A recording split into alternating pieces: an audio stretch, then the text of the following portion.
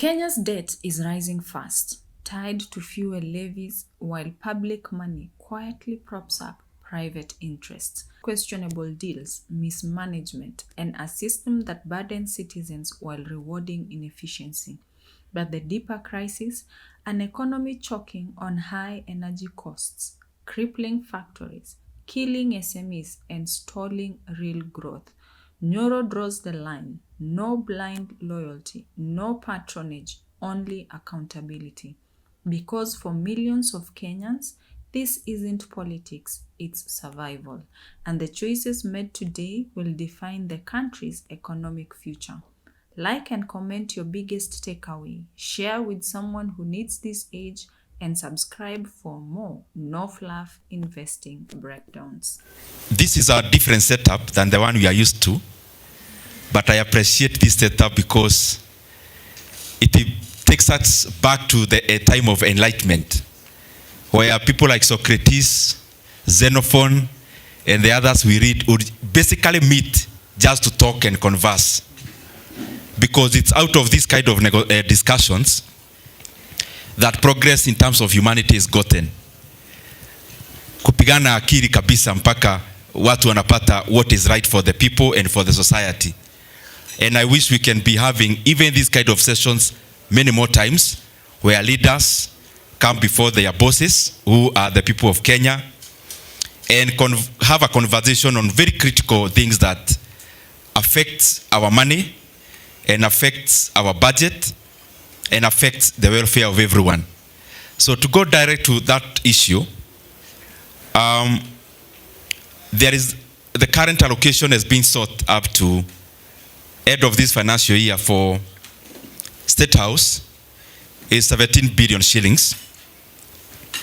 In the last administration, as you know, it was basically around a quarter of that. And in the next financial year, in terms of budget policy statement, they are seeking for around 20 billion Kenya shillings. And when we have these kind of conversations, I never came here to do an academic conversation. I came here so that we go direct to where the problem we think is. So allow me, if I'm not too diplomatic, so that we don't do a lot of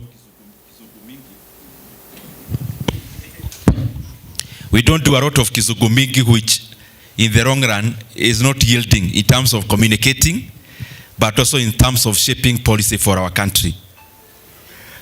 Currently, as we talk about that budget, there are 44,000 interns in our JSS, where the courts have already ruled that having teachers as interns in our learning institutions is by itself illegal. The budget needed for that to be done in terms of confirming them into permanent and pensionable terms, the additional money for that one office would actually qualify to give them permanent jobs, not in January next year, but now. And therefore, it is upon all of us as Kenyans to look at why is this money being sought. This money is being sought basically not because we are building a skyscraper, which you'll call a national monument or an office. It is because we want handouts as we move to next year. And it is upon all of us as Kenyans to know that when we are called for these barazas, especially in big offices and houses, and you are given a bahasa to go back with it home, it's not a favor anyone is giving you. It is basically your money, which was meant to go into confirming your brother as a JSS intern, which somebody now converts into money that fits into a wallet to then dish out. And of course, basically, for the convenience of the day and for the convenience of the moment. So in my opinion, it is wrong. Of course, I'll be challenging it in Parliament, so that when we talk about austerity measures, when we talk about cutting the size of the cloth in accordance to what is needed, and not going above that, then we actually walk the talk. And I want you to know this. The money we are allocating to that particular office is almost what we call approximately in mathematics, is approximately the amount of money we are allocating for our entire judiciary. It is actually like half of the money that, let's say, a third currently of the money is basically the money 100 constituencies are allocated for NGCDF. So it is important that we clearly talk about these issues freely. It is like Murang'a County, they are equitable share, 3 counties combined like that, then we are giving one office that money. That office is not a hospital, is not a learning institution, it is not a college, it is not a university. We need to critically and objectively question some of these matters, because ultimately it is our money. Thank you very much. In the spirit of talking about being objective and being truthful in terms of how our budgets have been allocated and so on and so forth, for the first 2 years, 2.5 years of this administration, you were the chair of the budget committee. And at the time as well, we also saw a skyrocket in terms of our debt. Our budget actually ballooned because of the kind of debt that we are taking. As a leader, and I love when you call us your bosses. Would you be willing to say, take responsibility that there was a time you were a chair of budget, and during that 2-year period, the country ended up borrowing more than 2 trillion during that period, 2.5-year period, when you were actually the chair of budget and you were the one who actually prepared that budget? What would you say to that effect? I, of course, in a straight eye and in light when I am seen, take responsibility for all my actions. Just as much as I take responsibility for being member of Kiharu, and I always broadcast what we are doing and our shortfalls. I mean, that is what I do in all my responsibilities. And I can tell you, my brother, that is precisely the reason why, if you look at the first 2 years in terms of deficit percentage to GDP, we were trying to do our best in terms of living within our means. And I also want to tell you the truth. Some of these discussions were coming on the table, and especially the office we are talking about and the kind of budget we are talking about. And I want you to go back to the books and tell me whether that office got even half of the money they are now asking. And you can see where my input is. And I can also tell you there is a meeting we went. That time it was after the protests. And leaders were very agitated about young people. And by that time we were talking about confirming, by then it was 46,000 junior secondary schools in Tanz. And everyone was of the opinion, there then, these people, they are the same people in the streets, let's not confirm them. And I stood my ground. I said that if I am the one who is going to put up this budget in Parliament, we have to put in money to confirm our JSS in Tanz. And it actually happened. So the same language I've been talking is the same I was talking. However, because I said this is not an academic talk, it is a precise, honest talk. I also want you to know this. There is no member of Parliament who can purport, including a chairman of whichever committee, who can purport that they are the owners of the budget. And I mean, if we are being practical, that is the real point. And that is why when we discuss about what President Kibaki did, my brother would want you to tell me who was the chairman of budget during President Kibaki's time. We hardly remember, all of us in this hall.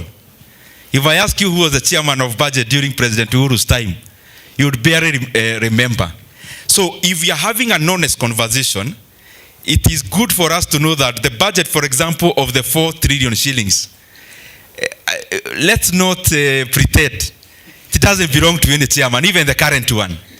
And that is why the fiscal responsibility of a country always resides to the person who got the ultimate responsibility from the people.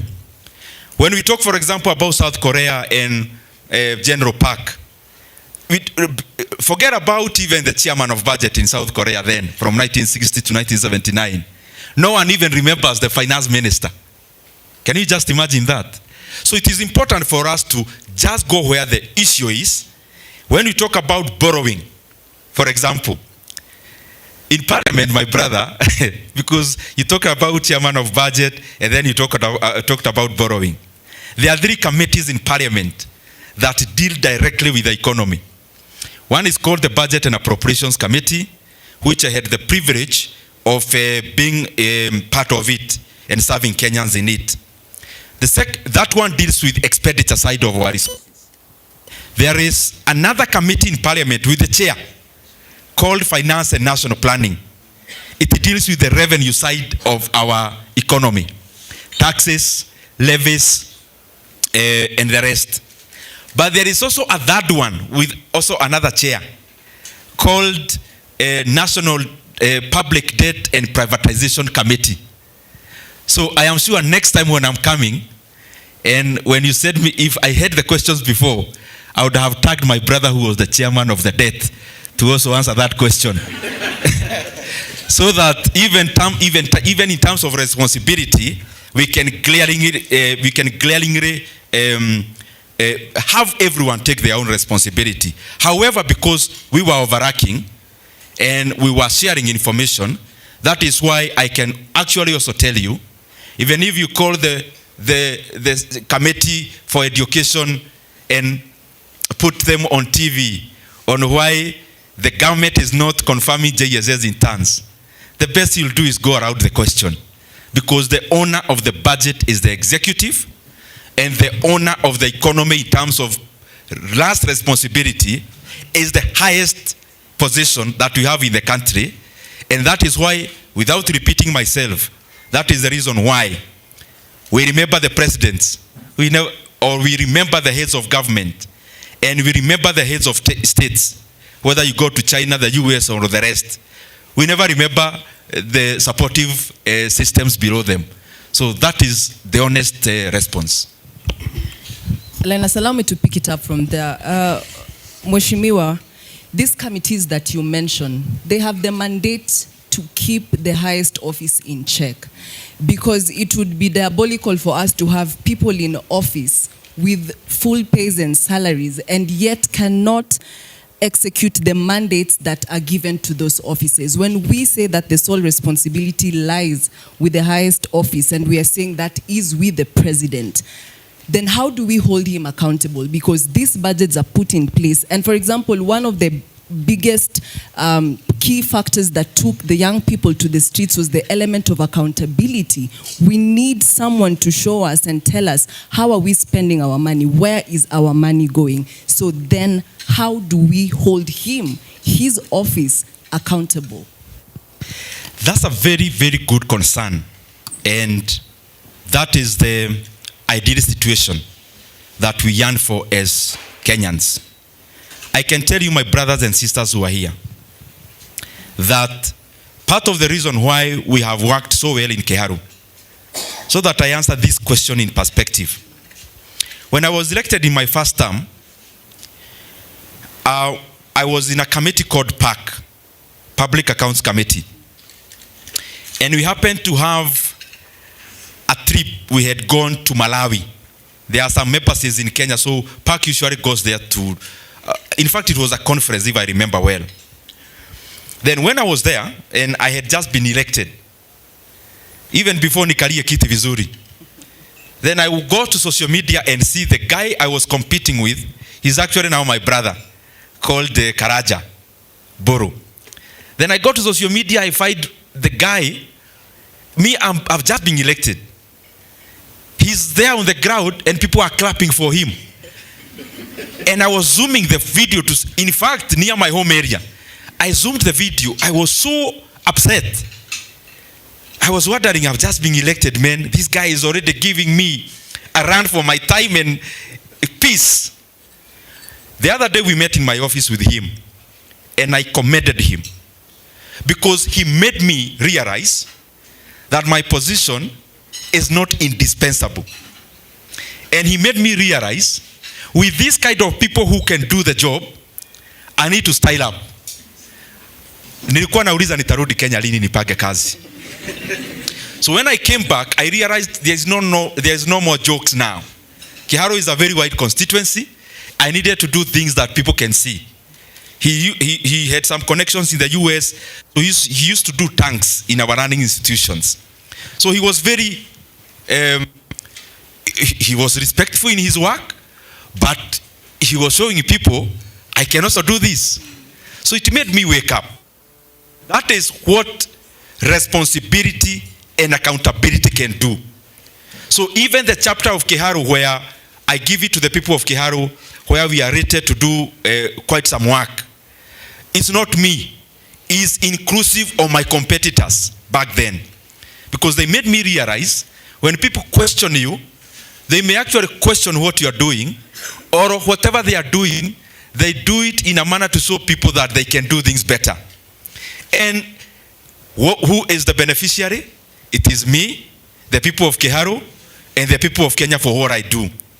And that is what I keep on throwing even to the executive. When you have systems and structures of governance that keeps leaders in check, the beneficiary may end up to be the same person you are keeping in check. And I'm coming there. Take, for example, the issues I've been talking about Safaricom. Just to put it into context, I come and say, fine, you want to sell Safaricom. Why? Because you want money. Is money better when it is more or less? When it is more. Then I tell them, you are selling for 2 or 4 billion. I believe you can get 350 billion if you make people compete for these shares. A suggestion based on accountability.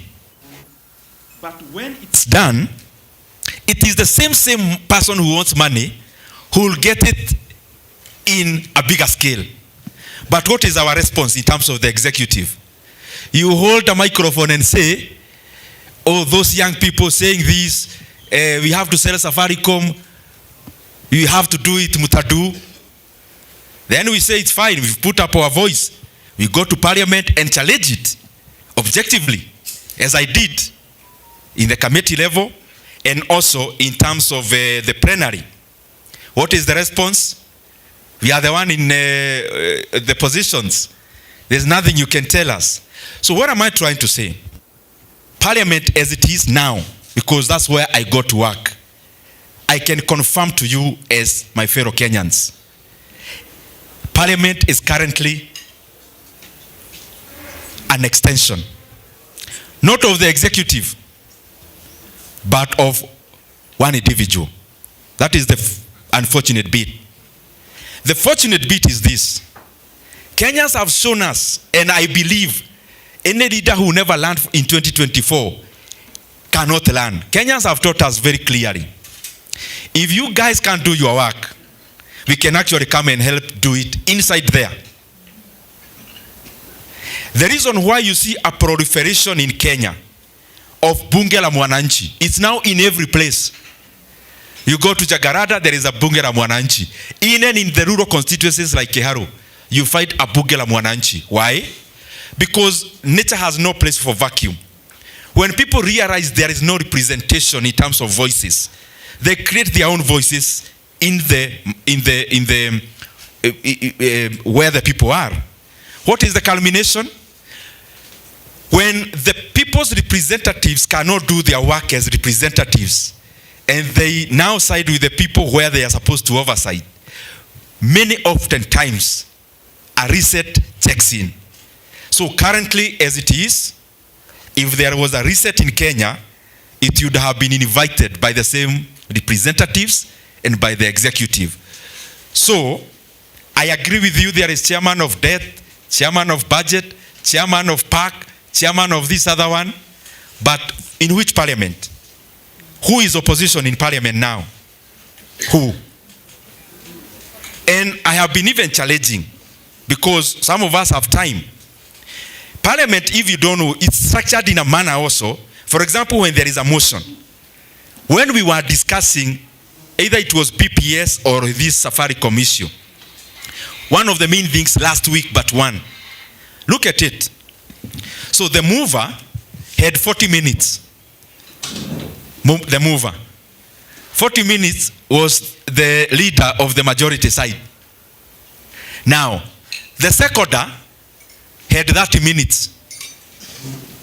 Now, the leaders of the minority are also given, let's say, 30 minutes for the leader, and the whip is also given more time. So all of us others, 5 minutes. Those are the standing orders. And they were meant to work that way. Why? Because it was meant that on this side, there is the government side. So even if they take 30 minutes, the person on the other side will also take 30 minutes.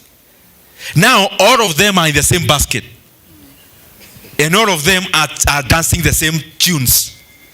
So that is some of the structural issues that are very unfortunate, but I'm glad and I'm very much aware that Kenyans have a way of bringing reset and drilling sense into readers when sense is for. We are learning very well. Now, you've mentioned Kiharu, and we are switching gears to Kiharu, which you've done an exceptionally good job. The other time you were saying that for those people who went to groups of schools, they don't understand what tiling means. But for those of us who are using cow dung to make the classes, we understand that that is a really big thing. There's one of the programs in Kiharu today about Kiharu Masomo Bora. Now, one of the questions that Kenyans are asking themselves is on the question. There are two questions to it. One, Kiharu constituency in the financial year 2025-2026, I think is receiving about 202 million. And if you look at the NGCDF Act, you are supposed to use only up to 40% of that money towards bursaries. That approximately means that the maximum you could use to that extent is about 80.8 million. Now, in Kiharu, you have about 65 day schools or so, with students between, say, 12,000 to 14,000. So if you look at those numbers, it then, by default, indicates that if you were to use the entire money to pay fees, those you could be paying probably per student only between 5,700 to, say, 6,000 per student per year. So then the question is it practical? And maybe Mude, who has very vast experience in running a school, would tell us, is it practical that those schools can run with 5,700 shillings per student, or is Kiharu getting money elsewhere to be able to support the schools? And secondly, just tying to that, what are the sustainability plans to it? Because remember, this is a program that you're in as an MP in this term. So in the event that, as it and probably go to national level, or the people decide that they want to change, what then happens to the people in that case? Because you will not be the MP there forever. What do you think? Let's go back a little bit so that you also realize it's not just about Masomo Bora. Kiharu is large, 112 public primary schools. All of them are tiled. Not in my first term. 80% of that work was done in my first term. 80%. So, I have heard people talk about the positions people had occupied. That time, I don't know which one I was occupying. That's one. Secondly, all our day secondary schools, I think majority are also tiled. Laboratories are built, and etc. So we have Kiharu Masomo Bora. Kiharu Masomo Bora, we started in 2023, not actually this year. Only that between 2023 and this year, parents were paying 1,000 shillings per learner. There is a word in economics called optimization. And if there is anything that I would say has made a lot of sense in terms of what I learned in school and my serving the people of Kiharu, it is that word called optimization. Optimization is, in majority of the time, my brother, you realize, when our mothers, you give them 100 shillings, they seem to do so much than when us we are handling 100 shillings. You realize people are fed, people are well clothed, and you wonder how are they doing it? So the reason why I put the context of the tithing and the rest, let's first just think about it, because all of us come from constituencies. Just think about it first before we come to Keharu Masomo Bora. Think about it. That one of the largest constituencies in rural Kenya, in rural our region, expansive but also dense. Our two neighbors combined are less than our constituency. Combined. So the homogeneity is there because the virtue you are neighbors, you are homogeneous. In terms of density, in terms of arability of the land, in terms of all that. In terms of the number of schools, the two neighbors combined are still less than Keharu. In terms of the number of students, they are still less than Keharu combined, two of them combined. Then why is this one constituency has been able to do that? I keep repeating, but I don't know whether anyone listens.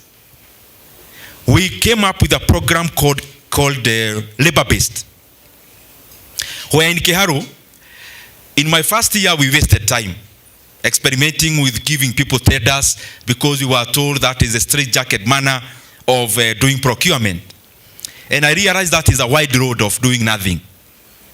That the time will lapse before you have anything to show. So I decided now we have to do something different. We started labor-based. Labor-based means I take to our school 1 million shillings. The labor is hired there. And where there were deficiencies in my first term, we realized fixing of tiles, there was a deficiency, and professional painting, there was a deficiency. So we looked for the same people of Keharu. 150 we trained professional painting, free course, which were given by by actually Crown Paints. Another one we were given by a tiling company, just located along this road actually. They came, trained our foodies how to fix tiles for free. 150 again. Then we standardized our work. So if you come to Keharu, even if I am somewhere you just place in a school, I know it is from Keharu. All our windows, they open on one side. All our doors are same color, they open on one side. The gauge of the door and window is the same. So we standardized. Standardization does a lot of things. Because it means, if for example I'm doing a school in this area, you only just need to give the person next door to the other school in the other end, because there is standard. Then standards come with also standardization of costing. So that alone brought down the cost dramatically or drastically. The other bit is this. When I give a school and you do those normal straitjacket tendering, 16% goes immediately, you hand over the check. There is no 16% there. It has gone back to where you got the money. You understand what 16% is in Kenya. 30% has already gone back to the person you brought to do the work. Because these are contractors. So even before you leave the gate as the MP, 460,000 is gone. So that alone, even if you do nothing else, it makes you do double work. Now let me shock you, because I was using this to answer this, because it's the same. When you ask a normal person, they tell you we give bursaries. Why do we give bursaries? Oh, school fees is 10,000. So we give bursary of this much. That's the language. As we go deeper, why is this school fees 10,000 in the first place? You are told it caters for food and BOM teachers in our day schools. Na hii ni kuziba mashimo where capitation has shortfalls. So we never went for how much the student pays. We went for requirements.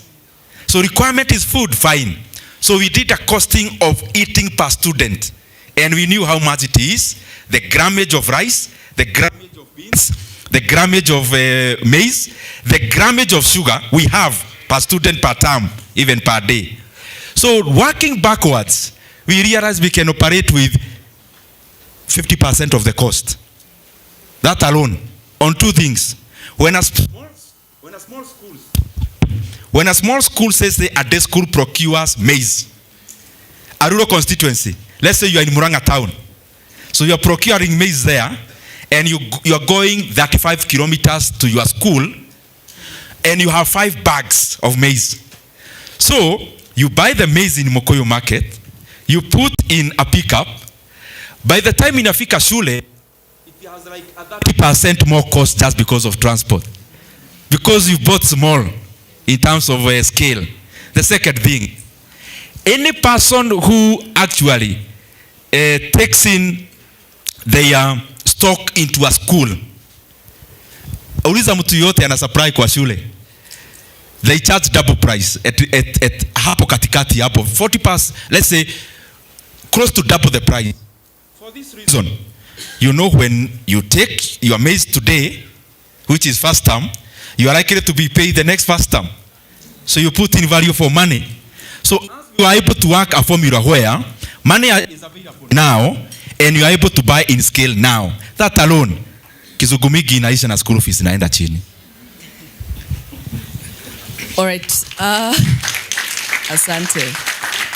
Bona Ndindi Nyoro, we'll pivot the conversation a bit. You've been a great proponent of privatization, and you've mentioned about the sale of Safaricom, but the other end of that spectrum is the securitization of the funds and this what is being quoted as the future of this country. We currently have a funding program, Nyota Fund, that our president is using quite a heavy budget to go to different parts of this country to disburse that money to our young people.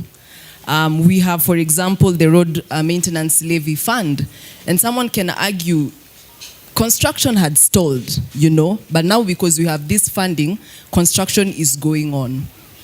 But the reality is, or could be, we are borrowing from our future. So this funding is not for the use of it or beneficial as it is in our present times. How do you speak into that? Let's start here.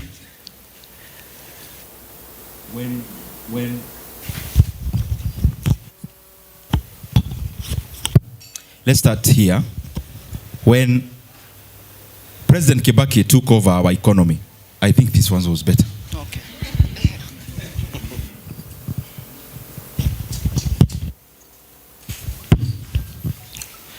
When President Kibaki took over the economy of Kenya in 2003, and please, I don't want to be academic, I'll be sequential so that as Kenyans, tuko hapa, tunaulizana maswali. I didn't come here as a paragon of knowing everything. I came here because we are conversing. So I'll be sequential so that we see what it is. When President Kibaki took over in 2003, our national debt was 600 billion shillings. So if billions and trillions are boggling your mind, you can just say 600 shillings for understanding's sake. So 600 billion shillings, that was our national debt. In the entire 10 years of President Kibaki, in 2013, our national debt,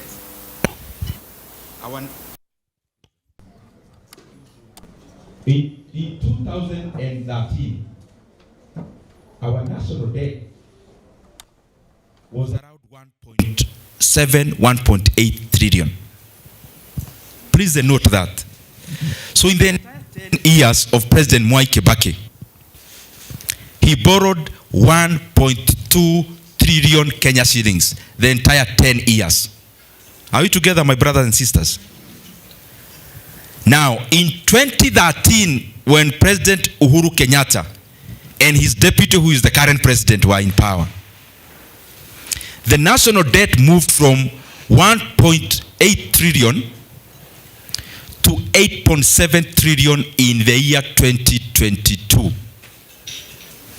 Are we together?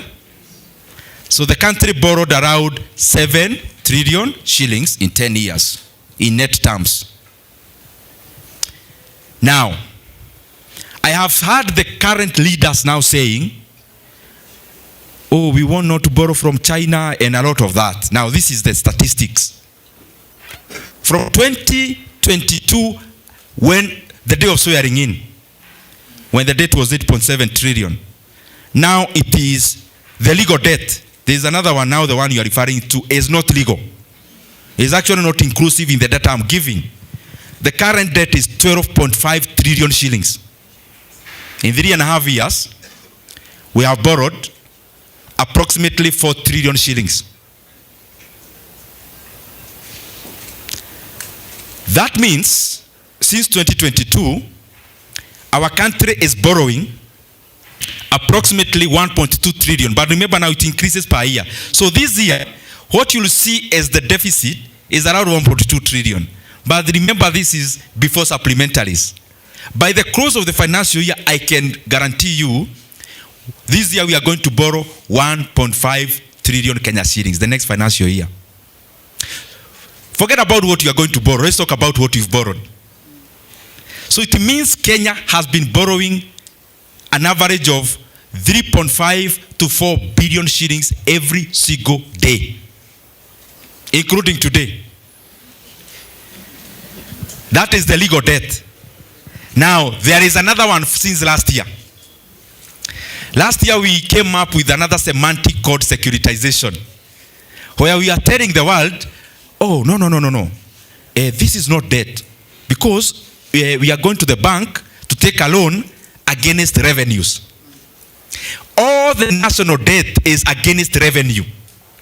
You have a dairy farm. You take a loan at Equity Bank. And this loan, you take one against the cows. Why? And the lard. Why? Because it is the milk that will pay this loan you have of 1 million. But because now this loan, you also need to borrow more. Hiyo loan bado inaendelea. Si ati umemaliza. It is still sustains there, but you now go to another circle, now to a circle, and tell them, let me money against milk of these 3 cows. Now, we cannot build one without an illegal loan. And we come to justify. Kenya is the 3rd most paved economy in Africa. We built all these roads you have seen without securitizing and without an illegal loan.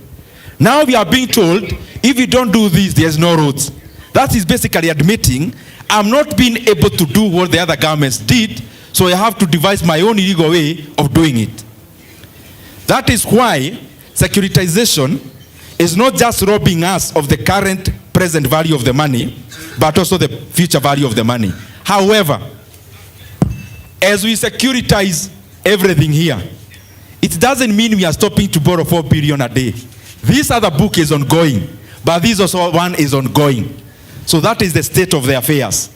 And many times, I wish the people in government can come to such a meeting, because I would volunteer to come, so that they explain to us on 1 and 1, 2, 3, 4. How is this more prudent than what all the other governments did?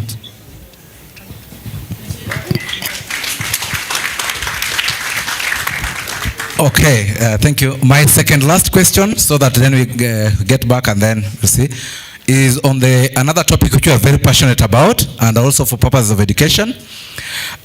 You've been very passionate about the stock markets, and talking to people about why we need to now move away from maguta, and we now go into serious investment.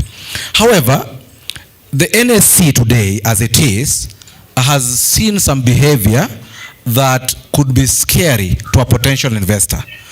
Remember last year, around November, we saw a bullish market to the extent to which companies like Uchumi registered an increase of up to 119%. And from an analytics perspective, you don't really understand why a company like, say, Uchumi would register an increase of up to 119. And so many other companies did that. So what would you say about the state of manipulation of our NSC? Are there circumstances? And during the time, if you look at it, in fact, Safaricom was one of the very few companies in the NSC that did not register a positive gain. So is there a possibility that our NSC is being manipulated? And if so, as investors or potential investors, how are we protected in the market? And for you, as somebody who is also within the market, what would you say of that? You allow me to rise, because I see there are some brothers of mine about hatuonani vizuri.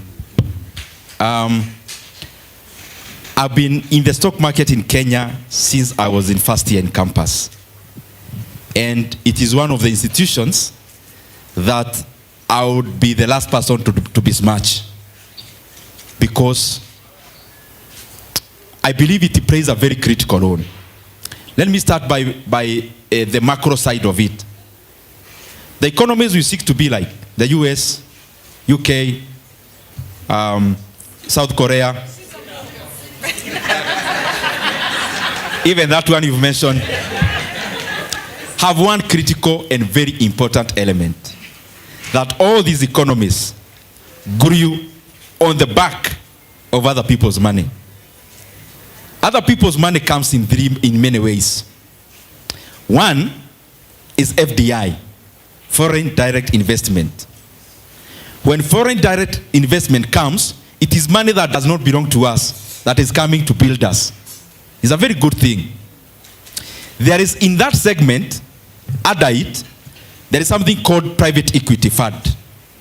People who come, they look to such a hotel, they realize it's in a prime place, but the owner may be short of capital. So they come and give in money, either in terms of debt or equity. They are given shares or they lend. It's called the private credit market. There is also another thing called venture capital. Venture capital is very well known, let's say in places like Silicon Valley, where all these companies we know, there would still be ideas in somebody's head, were it not for venture capital money that came to jumpstart the idea to become a commercial enterprise. So something called capital flow is one of the bases on how economies grow. I have not seen an economy that grows without that. The US stock market is double the GDP of the US. Can you imagine that? The US stock market is double the GDP of the US. So our GDP Kenya, let's say, is 20 trillion Kenya shillings. That our market would be like 40 trillion Kenya shillings. It's mind-boggling by itself.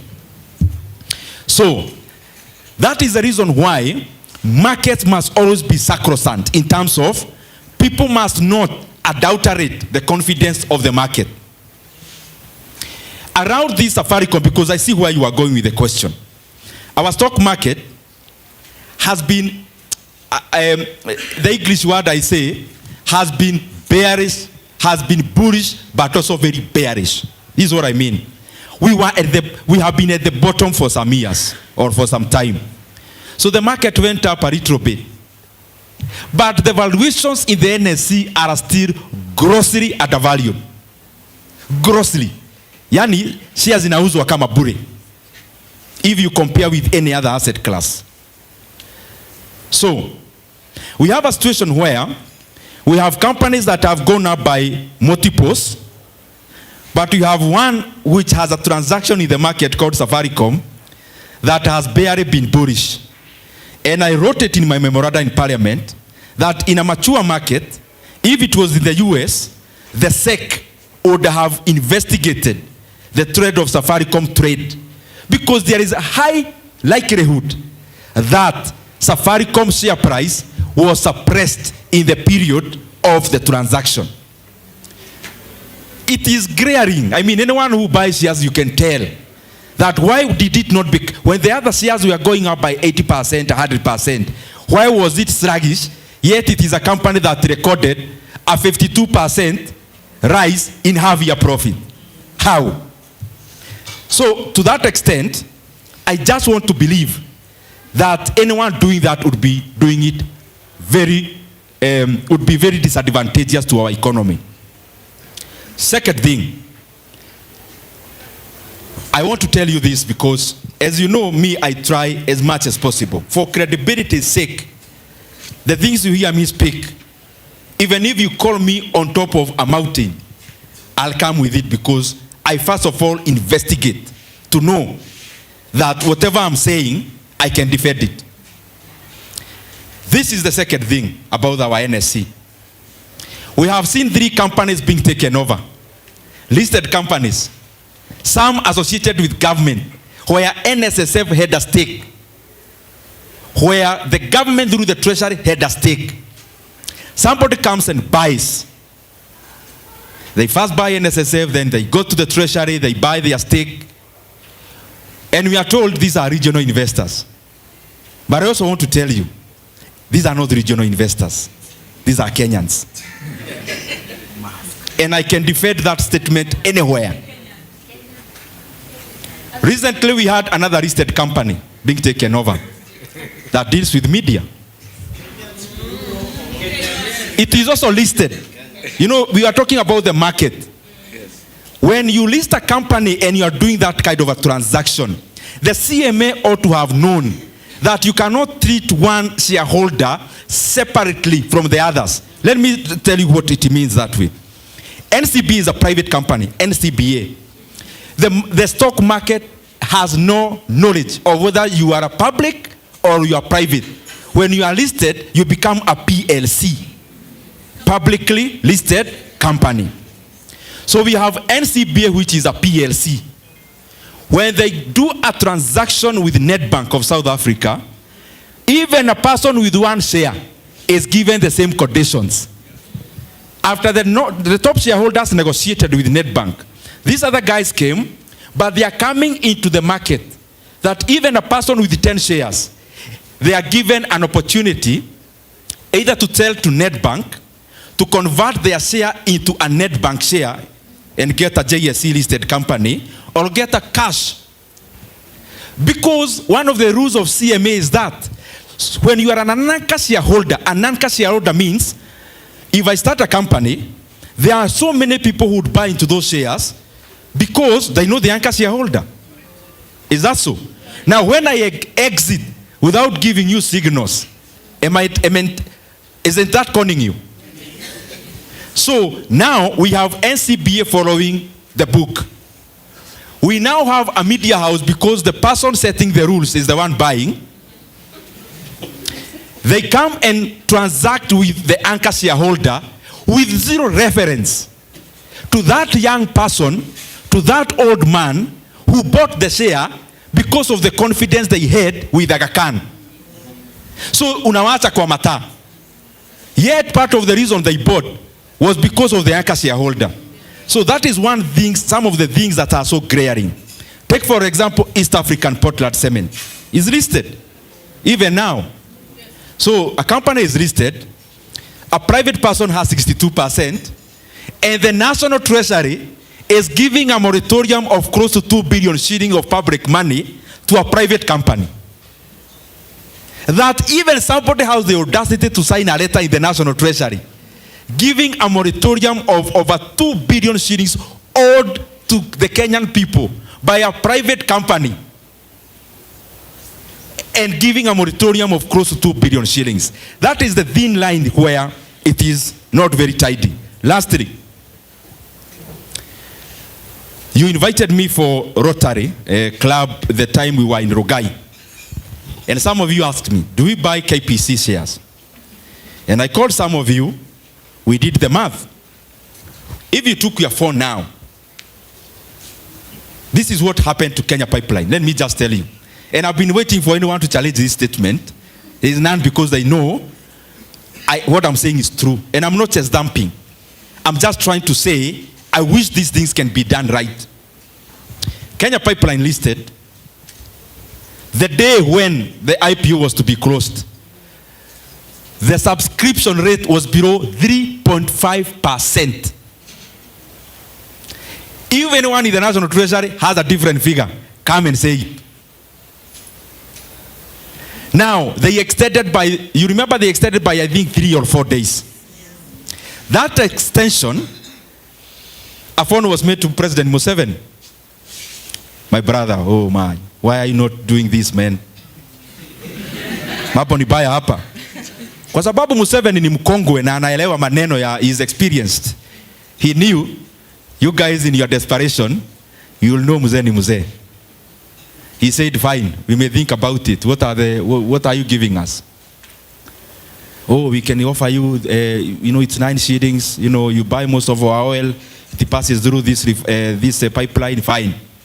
Museveni said, I'm sending my petroleum minister there. And they came. I don't know whether it was petroleum or transport minister. The lady came. First condition, we'll put in money. But, number one, 2 directors in the company. Oh, let's give you one. Please, Mzee, one is enough. He said, okay, I have some other business to do. They said, okay, 2, okay, chukua. Mzee said, now, when you are hiring any CEO, you bring the file to my office in Entebbe. I am the one to be giving veto power over the CEO of Kenya Pipeline. Oh, you know, these Kenyans will atatuletea shida wakiona hii mzee, please, we can do this later. But mzee, because he knows the duplicity that goes around, and he knew if I do this now, they'll change goalposts. He said, okay, look for somebody else to invest. They had to cede into Museveni's conditions. So Museveni will have 2 directors in KPC, but number 3, however qualified you are, Museveni is going to veto whether you are going to be KPC CEO. Now, that's not even the point. Now, even after he pesa Museveni, the thing was still below 50% subscribed. So these companies were called. In Tuesday evening, when the IPO was being closed, that Tuesday evening, the CEO of NSSF, Your Money, was called to invest your money in Kenya Pipeline. And so that you see whether this information is true. You know, the beauty about listing is disclosures. That tomorrow, if you ask the registrar of Kenya Pipeline as a Kenyan to give you the top 10 shareholders, they should give you. Because listed companies operate by rules. So the CEO of NSSF was called. He invested workers' resources in KPC. The CEO of Superannuation Fund was actually on his way to Mombasa. Alirudia airport kwenda kusaini makaratasi. Superannuation Fund ni hii ya civil servants, pesa yenu ya retirement. The Unclaimed Assets Authority was called. The interest that had been accrued, which is part of the assets of the unclaimed assets, they were forced to invest in the Kenya Pipeline. Kenya Reinsurance, Kenya Re, were forced to invest part of their retained earnings, 4 to 5 billion, they were forced to invest. All these companies, by the time the IPO was closing, none had held a board meeting to ratify those investments. But they were pushed to commit and sign application forms. That is how KPC CEO, you saw a bell being rang, and after ringing, they say it was successful because the government bought itself. Now, this is the critical point. Listen to me carefully, because I told you, I only say things that I can verify. After listing at 9 bob, these are the figures. Kenya Pipeline has 18.2 billion shares that are, all the shares, the issued shares. Their earning per share is 40 cents. Their PE ratio is 22 periods. Nyi mnajua PE ratio. If you build a flat, and let's say buying, if you buy a flat at 10 million, and this flat gives you net rent of $1 million per year, how many years will it take you to recover your money? Tufanye hii hesabu pole pole. If you bought a flat at 20 million shillings, 20, yeah? I've changed now to compare the two.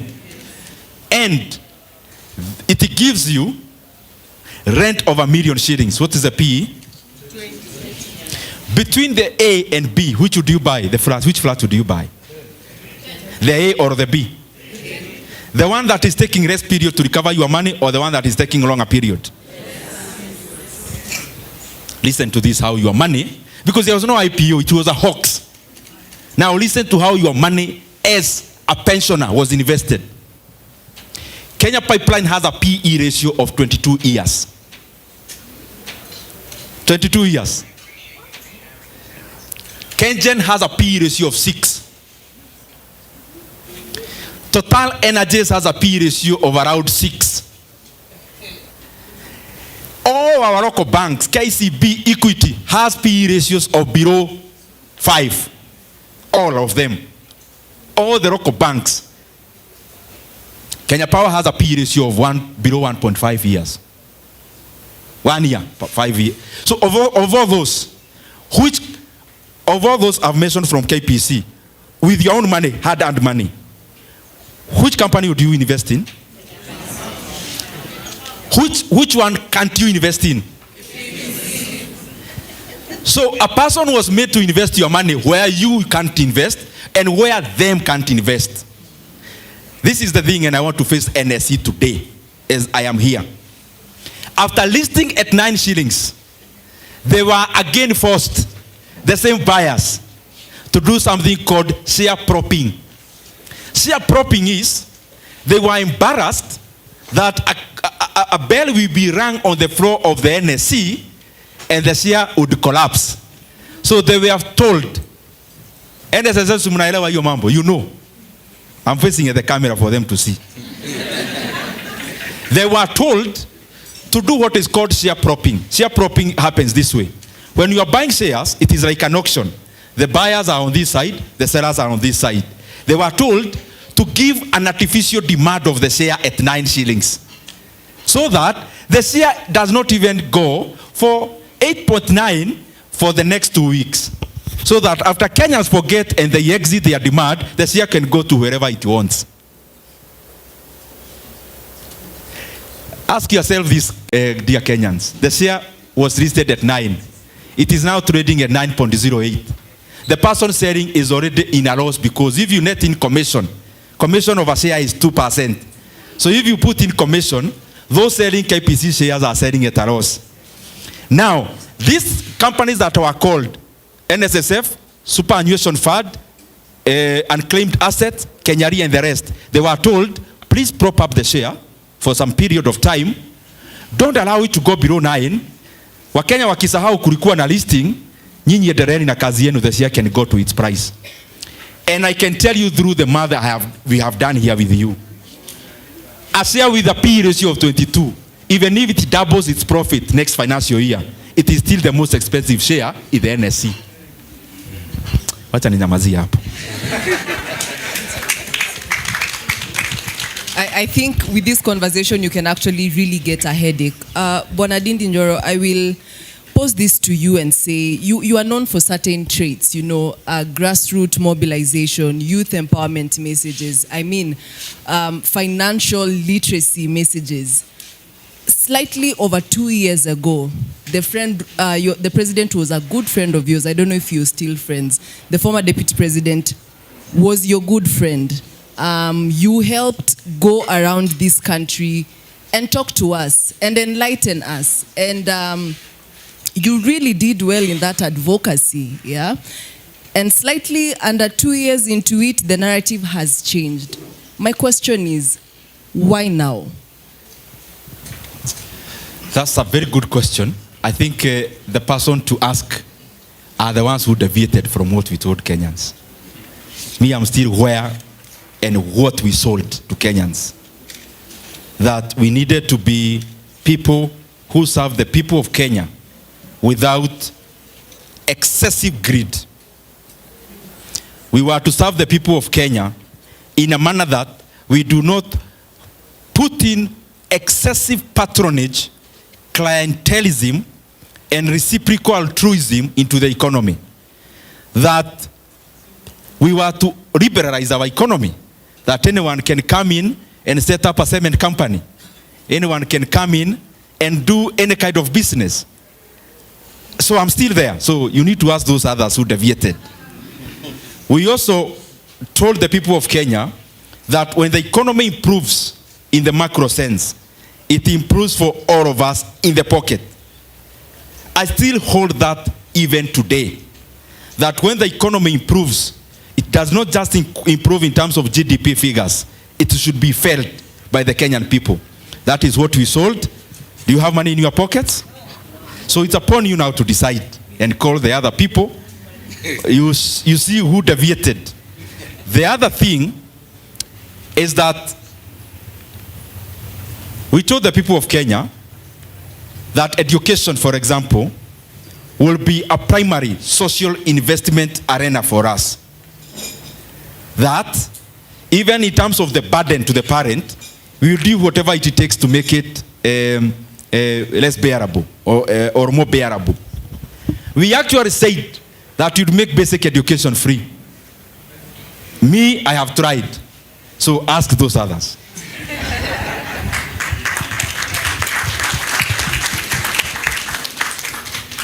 Thank you very much. I think now we are going to begin taking questions from the floor.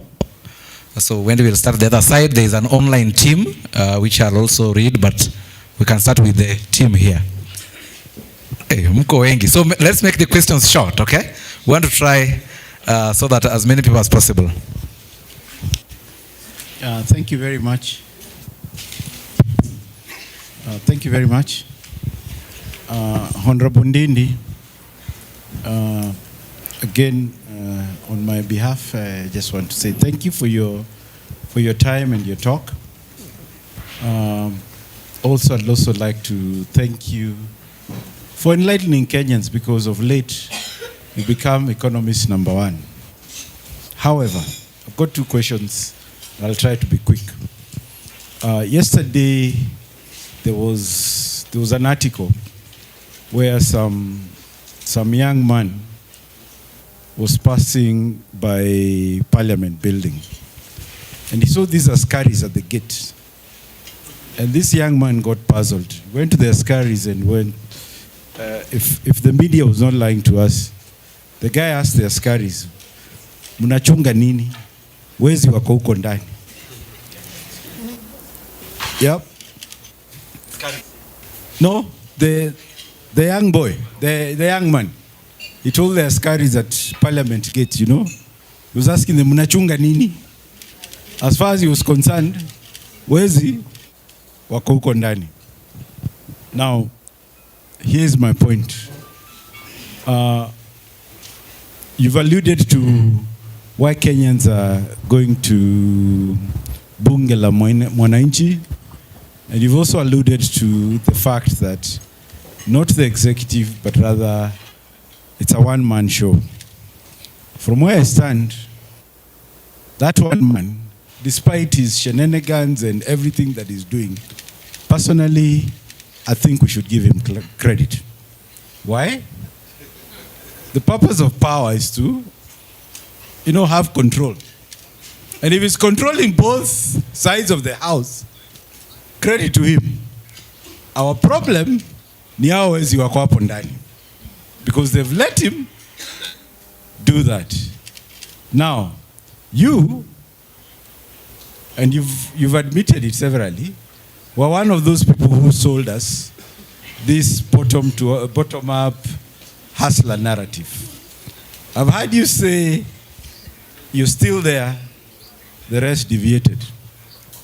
I don't know how true that is, because we, and I'll include myself in there, we as a Kenyan community, we have this high tendency of, it's only good if I'm in there. Suddenly, if I'm out of there, our eyes are opened.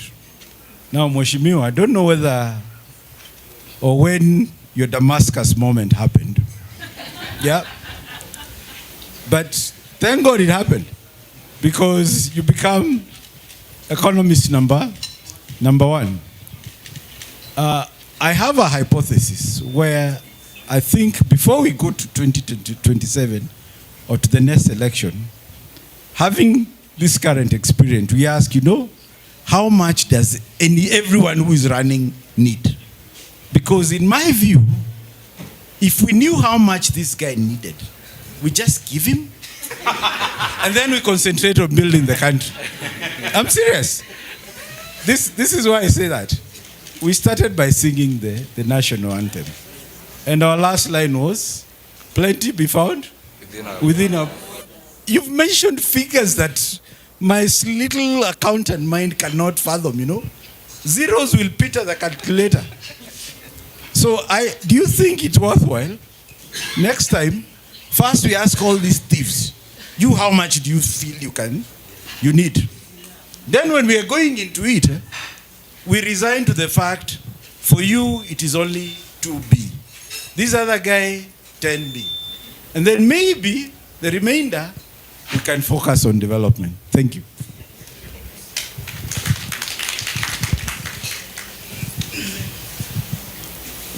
Good evening, Mheshimiwa and everybody else.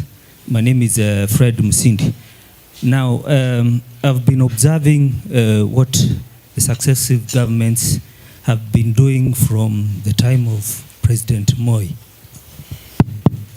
Kibaki did well the first 10 years, but then he left us with a very big burden of 47 counties, 47 women reps, 47 senators. That has been a very big burden to Uhuru and now Ruto, because these people, the counties gobble up 35% of what the national government collects. So how, from where you sit, how are you going to correct this situation? Because I see these governors, most of them spend the time in Nairobi. They only go to the rural areas where they come from on weekends for funerals. So, and the wastage that I see, governors chase cars and all that, that's why you can see the successive governments from Kibaki have been struggling. What do you have to say on this? Thank you. We'll pick one more from this side. A lady, please, and then you can respond and we pick other three. Good evening. Yeah, my name is Rose Gashini. I am happy to listen to Mheshimiwa Ndindi Nyoro. I've been following him in the investments. Now, we are happy to hear about the stock exchange of KPLC, and some of us are investors in real estate, plots, as you have been calling them, building apartments, and hospitality industry. Now we thought, from what we are learning from you, that is the high time we start investing in stock exchange. Now, when we hear the issue of KPLC, KPC, we get shaken, and we have also invested in other stock exchange that are related to the government, like the KPLC, Kenyans, Safaricom. So, my question is there a red flag in investing in shares that are related with the government, or should we then invest more in maybe in the bank, like Equity Bank, NCBA, and other areas that are not related with the government? The other question is there a governance that can check to see that those who have invested, they are protected? Thank you. Thank you very much. I think you can take those three. I can see the next round, Gen Z, Mkomoto, Tulieni, nitawapatia chance. My brother, please remind me your name. Masinga. Masila. Thank you very much, Masila. One was about Askari and outside there in Parliament. And I'm not trying to kutetea colleagues. Those people who have interacted with government, you can bear me witness. There is a person somewhere, a middle-level manager somewhere, who makes more money than 50 MPs combined. And you just do your investigation. I also may not be the right person to say anything wrong about my colleagues, because in every situation, even in this hall, we are diverse.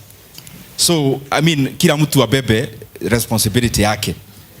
However, you also talked about taking responsibility, that I went around the country last elections, and there is what we said, and the fact that we were also serving.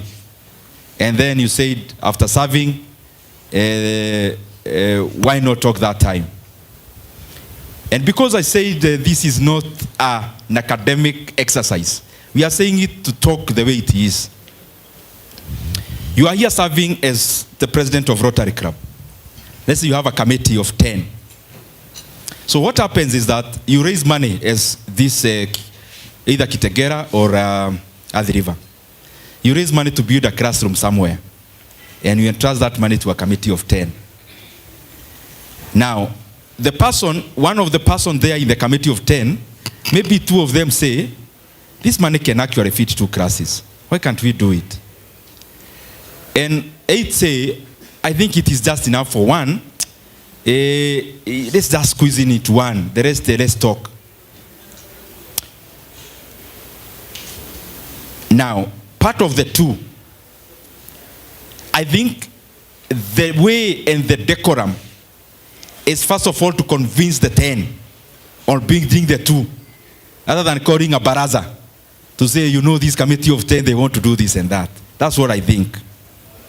Because you are bound by collective responsibility at that level, which for decency's sake, you just have to be within the confines of the team. And you argue your cases within. And I've given you one snippet. I may not give you many secrets, but I can tell you just that one thing I remember very clearly about confirmation of 46,000 JSS. So I kept wondering. Now Kenya is our country. Now you are there with the limited power, whatever it is, even if the budget is 4.something trillion, maybe Parliament will have a 1% leeway to change things. If that 1%, there is something you can do and help the country, and you can only help it while you are still there, I think it would be cowardly for you not to do it when you can do it and you have the ability to do it. So that's the reason.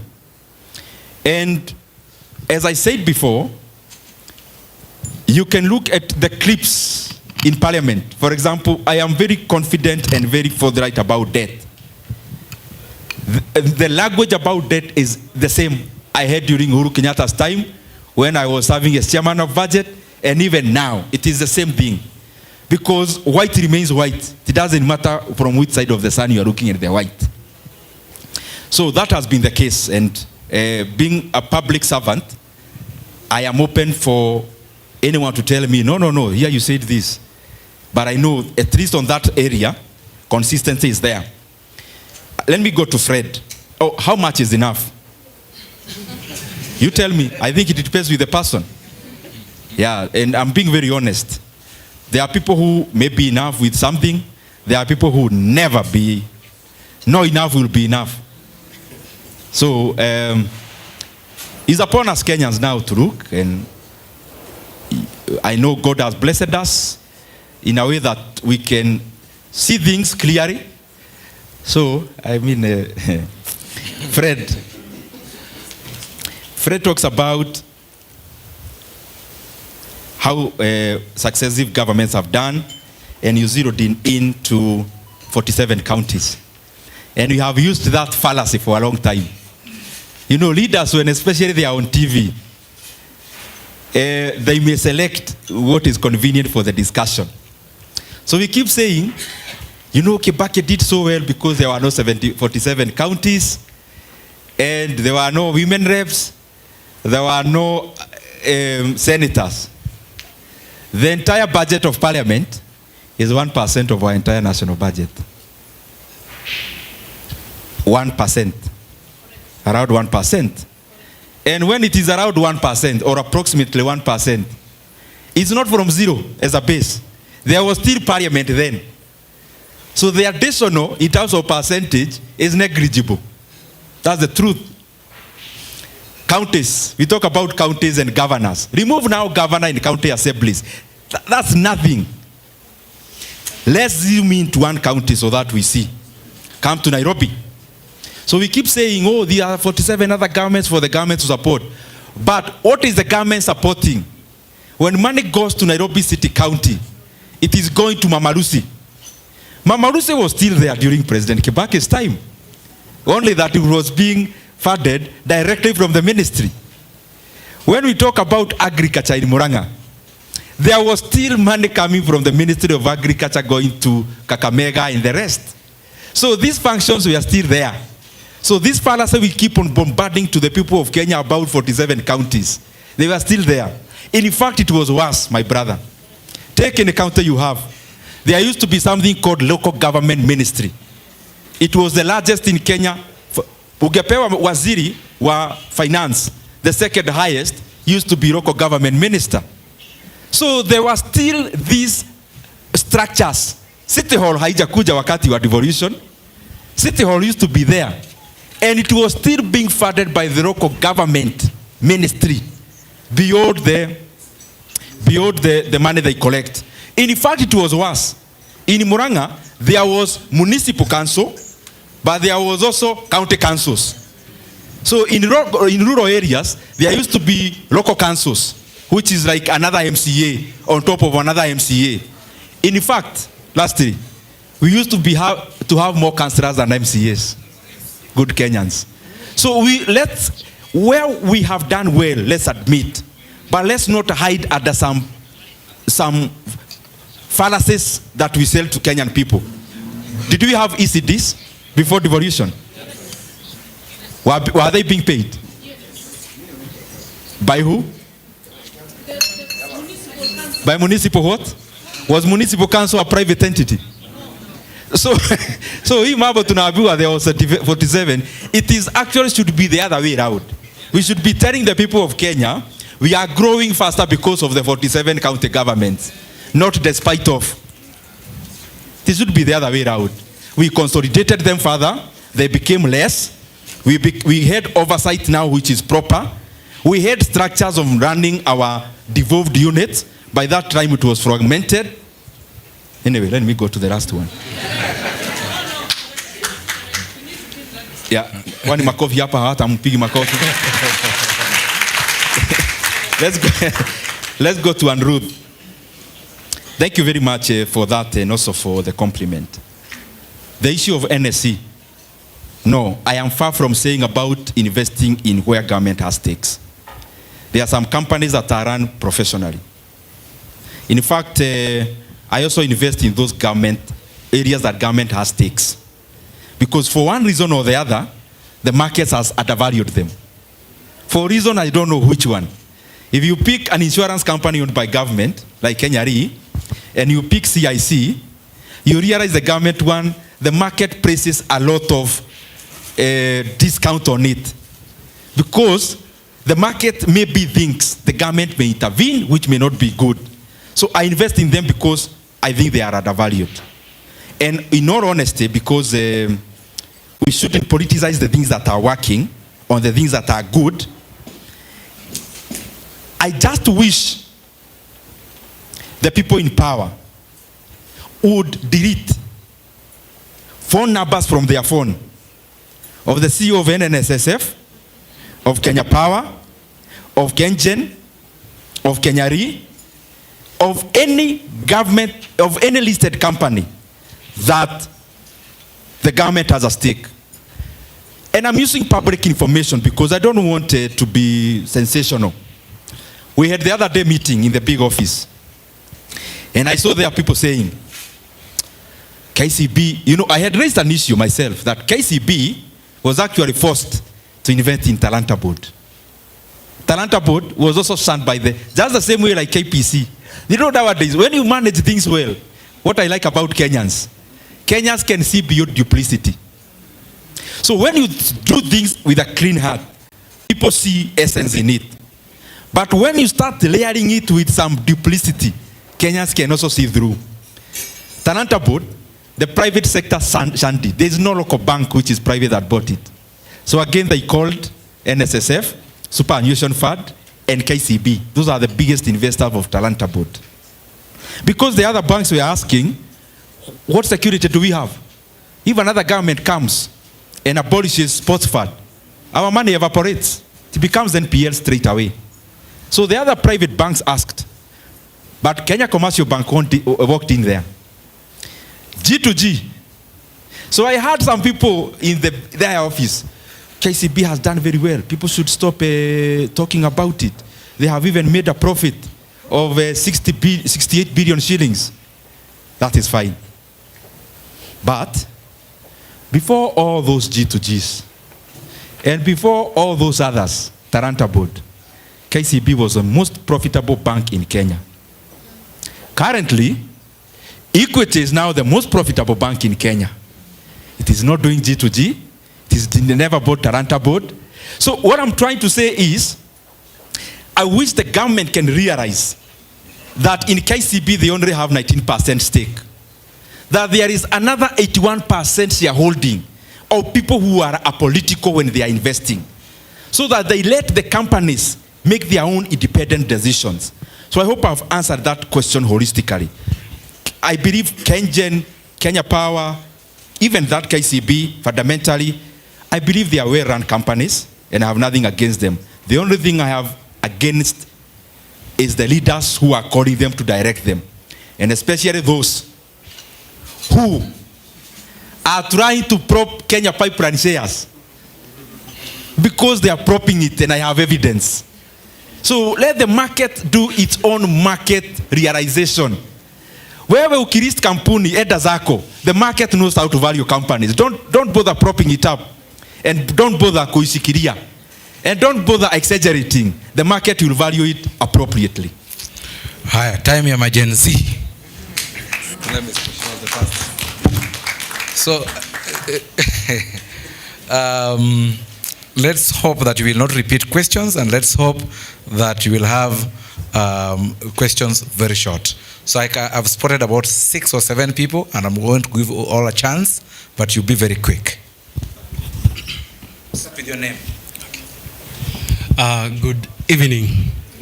Okay, my name is Hilary Oma. I go by Prince Media, mini social media manager. I've been following all your videos, like all of them on YouTube. So my question is this. Coming 2027, kutakuwa na election. Now we don't know because as you said earlier, when people are coming to the election, coalitions zinakujanga zinafanyika huko mbele. Alafu unapata maybe Ruto amechukua mtu mwingine, maybe wewe ukataka kuwa president, ukafanya coalition. That's why when you are on NTV ulisema this is not the right time, wacha tupatie time iende. So swali yangu ni hii. Right now we are in a country of crisis.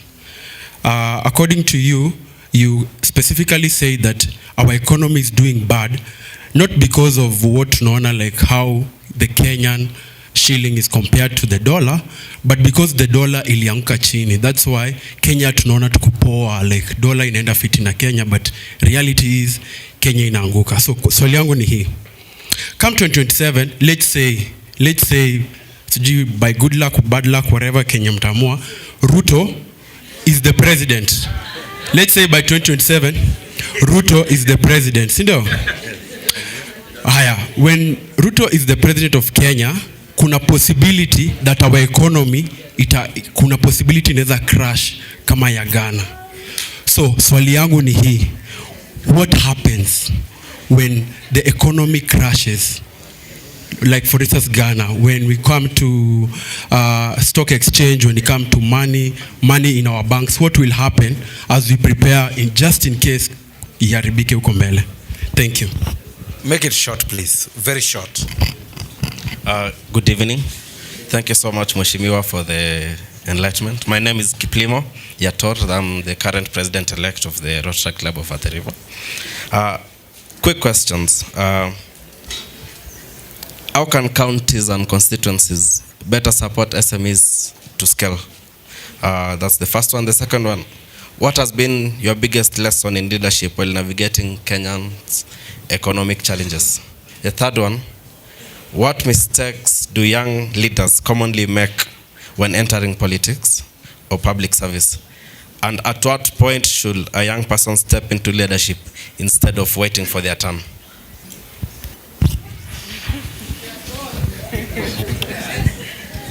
Good evening, everyone. My name is Naomi Wanjala. Thank you, Mheshimiwa, for this insightful session. And you've really fought for the young people in this country, and we appreciate that. So my question is, suppose you are a young professional in this country, starting from scratch, what would you do different to build influence and financial stability faster? Thank you.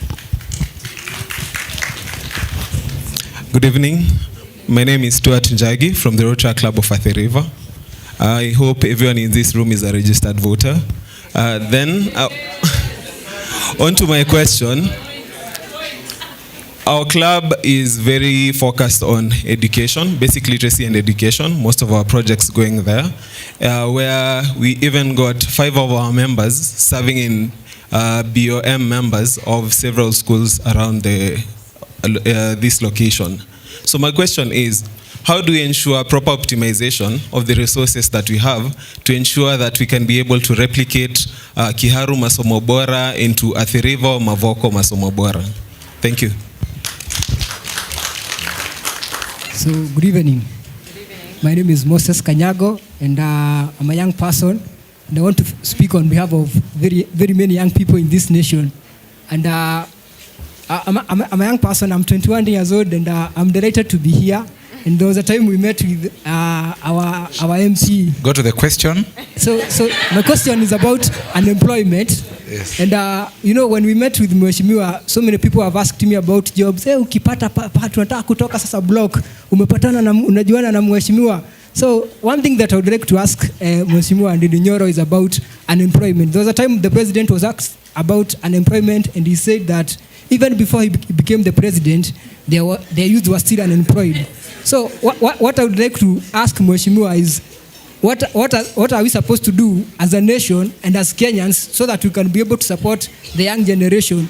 And in terms of not just myself thinking of how to improve myself, how the society is going to help the young people to get out of this crisis of unemployment. Thank you. And by the way, I have a present for you, Mheshimiwa. After this, I think we should appreciate Mheshimiwa.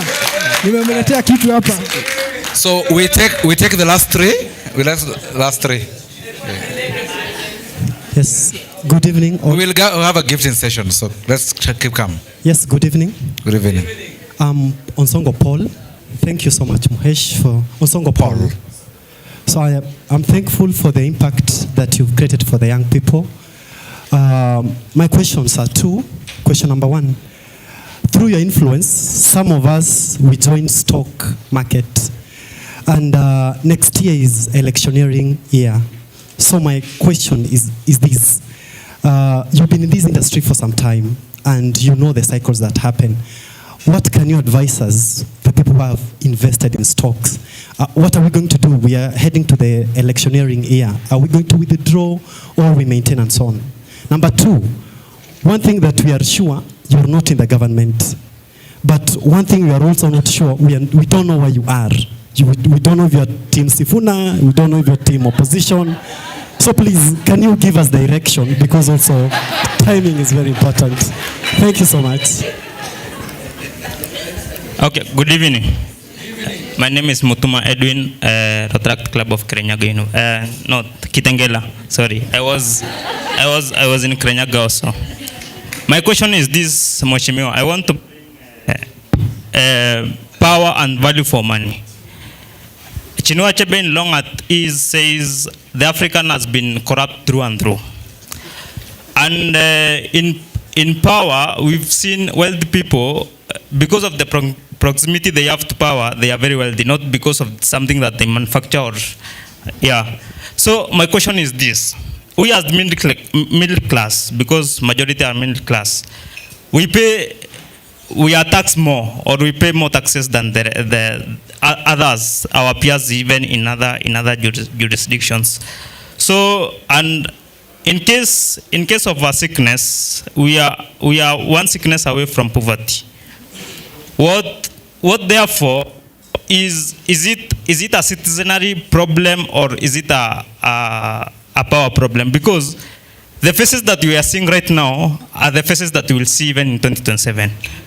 There is citizenry problem in this way. These are the same people who wanted to kick Moi Kibaki out of power in 2007. Yet it did work. So how can we bridge that gap? And yes, thank you so much. Good evening, everyone.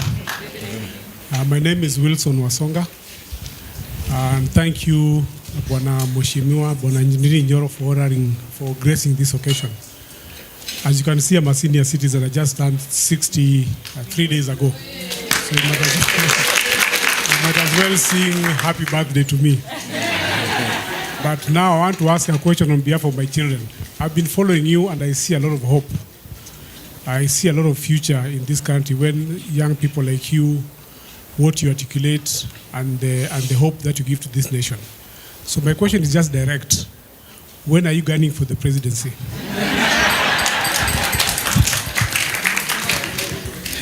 Good evening, everyone. My name is Kanyotu Munene, and I'm happy to be here. My question is, currently we are experiencing a war internationally, Iran, America, Israel. So as Kenya, are we ready for the aftershocks? And another question is, what are the opportunities therein? Thank you.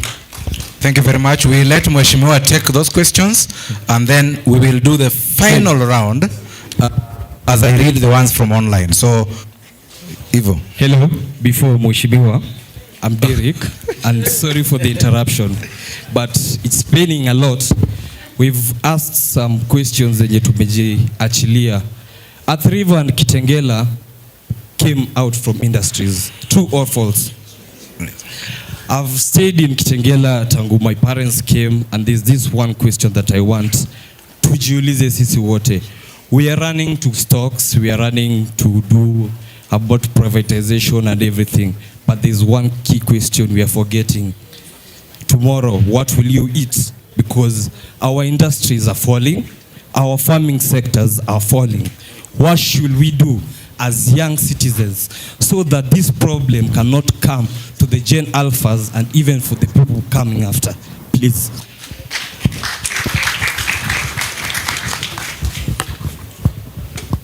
You allow me to be precise so that we don't take so much time.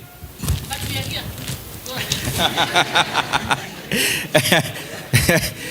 This Adriva and Kiteng people.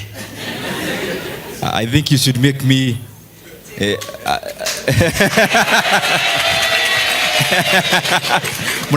munafaa munisogee nikuwe mmoja wenu. Hilary, thank you very much. Stock market, yes, I'm a proponent of the stock market. And he asked about then next year, what do we do now? Because next year, you know, in Kenya, it becomes so major when you have elections. The cycles have been, first of all, the reason I'm a proponent of the stock market, as I said before, as a platform of capital flow. There is no economy that grows devoid of a very robust platform of capital flow. And stock market plays that role. Secondly, it pulls money together. Supposedly, you know, stock market is not supposed to be where we come to speculate. It is supposed to be where we go to invest in companies. So if that functions properly, it really helps in growth of companies. Kitambo, when companies used to list, in our own NSC here, they were not listing to raise money. They were not listing to sell stakes. They were listing to raise money.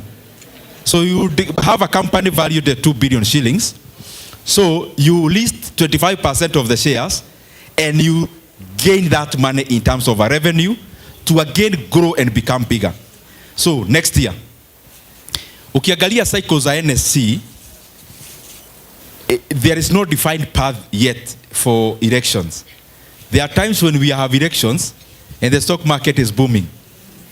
There are some places, there are some cycles we have elections and the stock market is not doing so well. Always have this, my brother. And that I have seen that as very helpful to me as I invest in the NSC. I actually don't bother the price of the share. I bother the value of what I am buying. So when I do my math, and let's say I realize, hey, Equity Bank, at the current valuation, is 290 billion shillings, and they made a profit of 75 billion. So I realize the P ratio of that company is around 4, actually below 4. Even if they pay me some retro dividend of 5.75 as they did, I reason around it. Where else can I put money where the company is growing at 55%, and even the money they never paid me in dividend, they retained it for me, maybe to expand in Ethiopia or elsewhere. So when you have that mentality, I actually don't care whether, if I buy the share at 77, whether it goes to 50. I usually don't bother. Because I was not buying for the share price. I was buying for the value. And even if it falls, the markets always have a way of appreciating value in the long run. If I do the math and realize there is a company with a P ratio of 22, it's called Kenya Pipeline. Even if you tell me what story, I will not be moved. I'll go to where in my calculations I see value. I would rather be wrong, having been grounded in fundamentals, than being right out of studying on quicksands.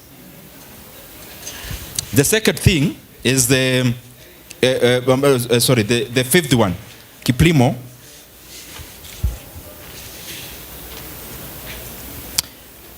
You ask many questions, and I'll be as precise as that. How can counties and constituencies help SMEs?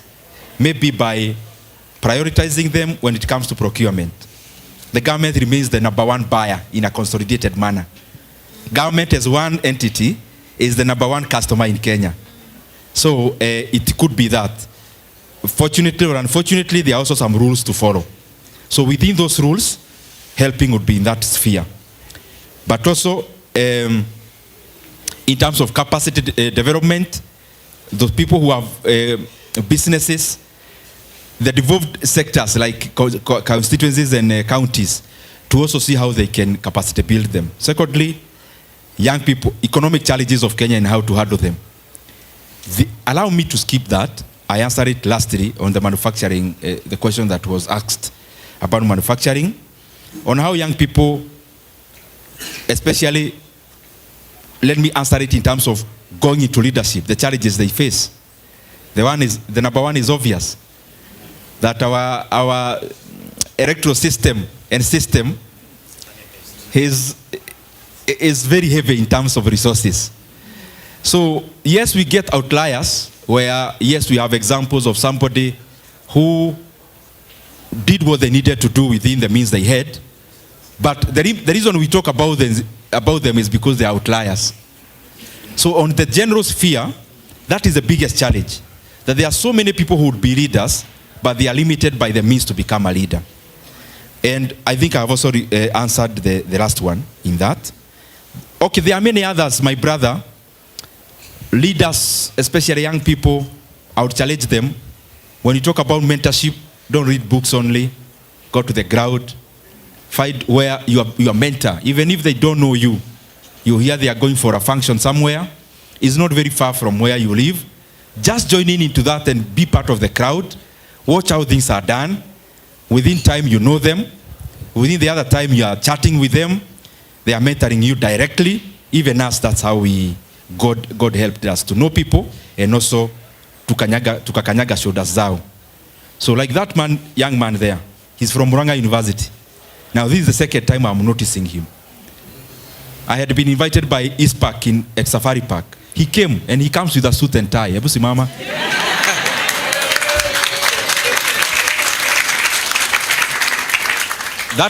He's actually not from the constituency I represent, but he's learning in the university within the constituency, Murang'a University. So you can already tell, the next thing he'll be in my office. The next time he'll tell me, hey, unaenda baraza wapi akuje. The next time huko kwa CDF nimempea karolo ya kusoma soma. The next thing he's addressing you as MP for their place.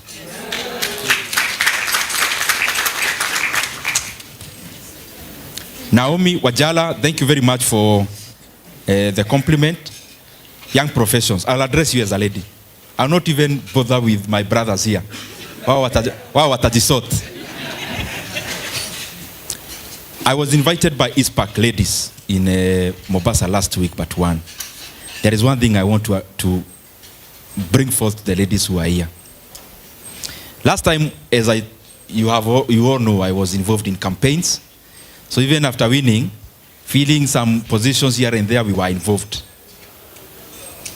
One thing that was very stuck that time, you need women who are PSs, women who are CSs. This may not sound real. So we are there, you have won. So nani atapewa hii kiti? You look around, there are no people. Because when you are here, seated as my sister, you see a political gathering, in your mind you think, these guys are surrounded by people. Hii camp imejaa, hata nikienda no one will notice me. there are usually no volunteers in politics. There are usually very few. And I can challenge any lady who is here. Volunteer, ukiona governor fulani anaweza win, hata usiache kazi yako, volunteer tu hapo kidogo kidogo as a professional. You can guarantee you will come back here in 2028 as a CEC. There is a lady I met for the first time after we had won. So we met, we wanted to check PSs who can come from this area and the other. So after asking her questions, currently she's a minister, I will not disclose her. And I never knew her. You can imagine, I never knew her when we were campaigning. Somebody brought her, kuna mtu alikuwa sijui nini, muangalieni. So we sat down with him and the then deputy president and then another leader there. Tukamuuliza maswali, huyu anaweza kuwa PS because the CV was very good. Currently she's a minister or she sits in cabinet. So what am I trying to say? Be visible as a lady. Usikue CPAK, usikue economist, usikue that professional you are. Saa zingine hata ukiona uko na maoni ya kutosha, eda hata kwa TV useme hiyo maoni. You'll be shocked that people, there is a time we called one of the ladies who was CEO of KEPSA. He ya Kenya private sector. So uko hapa unajaribu kujiuliza nani anaweza pewa kiti kama hii ya trade nini. I was there when we called. She declined because she was engaged in a better job. Why? Yes, she's qualified, but she's visible. Sometimes just elevating yourself from the crowd and just being visible can be more than the PhD you are pursuing, I can guarantee you. Bwana Jage, on education, how to ensure, okay, it was more or less about education. And I think I'll also answer it hapo mwisho, nikiongea story ya manufacturing. Bwana Kanyago, Moses, story ya employment. The reason why people always, when they look for jobs through us. Because I get that a lot, and it should communicate to me as a leader also. I may not have all the jobs to give, but it communicates to me that everywhere I go, somebody is asking me that they want a job. One is because when something is scarce, it becomes very competitive to get it. And then the biggest tragedy that has come into our system is something called patronage. That nowadays you can see a leader starting with a microphone in a school and he's saying, employ those teachers into permanent and pensionable terms tomorrow. What comes to the mind of that other teacher in Turkana who knows no one? And then what is TSC for? So we disbanded then. So that is, it's emblematic first of all of the scarcity of jobs, but more importantly, that a person believes the bridge to that job is this person who holds power. I think even as we thought about patronage, the bigger responsibility we have is to expand the opportunities. So that, ukienda US or UK, for example, you are choosing a job. Do I report to this one or this other one? Because there is abundance. So there is some work to do there, which is also tied up to manufacturing. I am going to finish. Bwana Osomo, thank you very much again for the compliments. Stock market, next year what to do. I think I answered. The issue is, there is no defined path. You know, to do an economic trajectory of anything, you take some period of time to make deductions. In Kenya, it's not expressed that when you have elections, that we have a bear market. It's not expressed. Always hold on to value. Where politically, I am here. Are you one term or two term? I am here in the river. As I said again, I don't want to be academic. Look at it this way, guys. So, 3 years ago, if you were asked to describe me, what was coming to your mind first? Hata umesema. Exactly. Very good. you would associate me with the group or the team I am associated with. Is it? Take any person on the other side. You also don't struggle to define them there. That is one thing we have to also know as Kenyans, that it's good we know our leaders first for who they are before they join in with anyone. First understand, if, for example, you have a choir here of ACK Kitengela, and you have another choir of Catholic Church Kitengela, and there is a very good singer there with a bass or alto or whatever. Then when you are asked, yule anaitagwa nani? Unasema ni, si yule ni yule the lady wa... Yes. Ukiulizwa that young man with a bass, utasema, si ni yule mtu wa bass wa... You see what I mean? Yet, that person, they have their own identity. As a person who, they have their own base, they put into that choir. So I have had that privilege and I'm grateful. It came unplanned. That I have had a chance also to be me.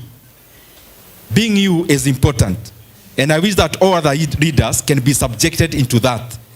That before they are bowed up into a team, let's first know, are they a striker? Is it a defender? Is it a goalkeeper? Who is that person? The other thing, as I go to the finish,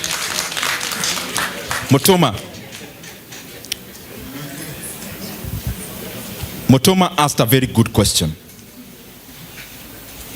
And because I've answered most of them in the previous questions, I'll come into where you asked about. Is it about these leaders or about us as Kenyans? There is something around there. What I've seen, nations evolve. To be the nation that we are in as Kenya. Remember when you talk about a country, my brother. What is a country? Country is just boundaries. There's another. When we talk about Kenya as a country, it's just about our boundaries. After that, there is something we call a state. A state is the machinery of government, the machinery of the state structures, where we have now this ministry, this, that. There is also government. There is a republic, but there is a nation. A nation communicates what? A nation communicates identity. When you talk about, when we go to Uhuru Park or Nyayo, when we are having national celebrations, you hear the head of state is called the President of the Republic of. The Republic is self-determination. Self-determination is, we are a republic. Ni sisi tunajilid. That's the republic. When you talk about the nation, and that's why you realize when you come to government state, the president, the deputy work and the deputy president. Do you ask yourself, when it comes to the nation, the title of the president is the father of the nation. Who is the deputy of the father of the nation? It is the first lady. It's the mother of the nation. Why is that so? Because that is first of all detached from the instruments of. It is now about the people and how the people relate with each other. So what lacks most in Kenya is that we have nations within the nation. That even as we meet in the Nairobi now to talk about the nation of Kenya, we have first of all met in our conclaves as the nation of this tribe, the nation of this tribe, and that way. When you go to, for example, Nigeria is not a nation. Because north and south, this disparity is so huge that it can't pass the test of called a nation. A nation is when you have shared values, homogeneity, either in language or in culture. In Kenya, the reason why we brought about Kiswahili as our national language is again, you see, we never said Kiswahili of the Republic of Kenya. We talk about the national language. National is nation. It was supposed to bring us together, to come for me forgetting my mother tongue and her forgetting her mother tongue. So when we meet in Nairobi, I try to talk to her in my mother tongue, she can't understand. That is what it was supposed to be. Or even if she can understand, this Kiswahili comes first and my mother tongue comes second. That is where our biggest problem is. And that is where politics exploits.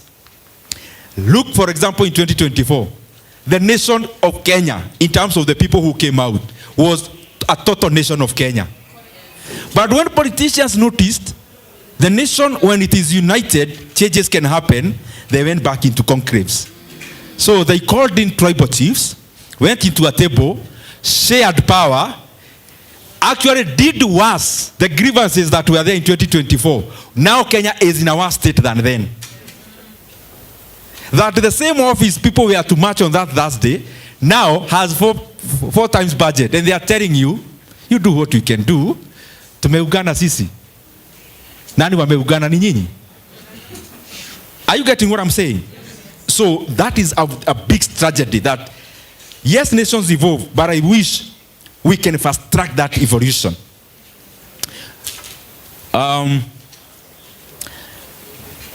There was Bwana Wilson, When are you running? When are we run? Anyway, thank you very much, our senior. I have heard you, but politics, what I've learned, before you say something, think about it well, plan well, don't take your supporters for granted. So when you are actually saying something, say it and do it. And when that time is there, we leave everything to the Almighty.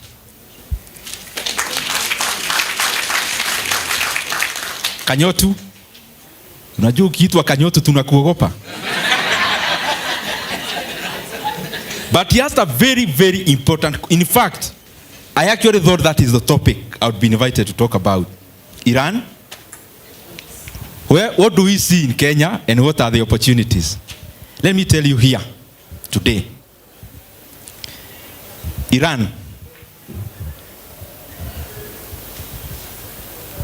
what is happening in Iran is more than 200 rallies we can do in Kenya.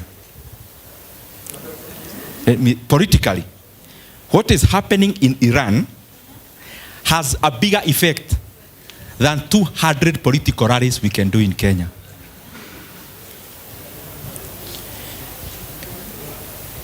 In Kenya, first of all, you asked, can we actually even deal with the shocks? Let's ask ourselves first, what is it that we need to do, first of all? You heard me last week talking about oil, the whole week, from Monday to Friday. I was going everywhere, I was talking about oil. Because I know these people. Because I know them.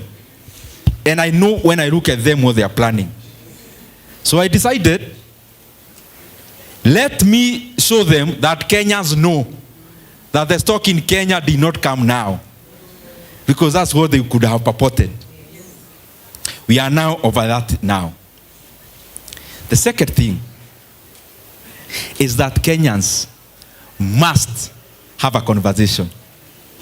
Let no one in government, and let me say it very clearly here, let no one think they'll come next month, talk about oil and blame everything else except their own policies.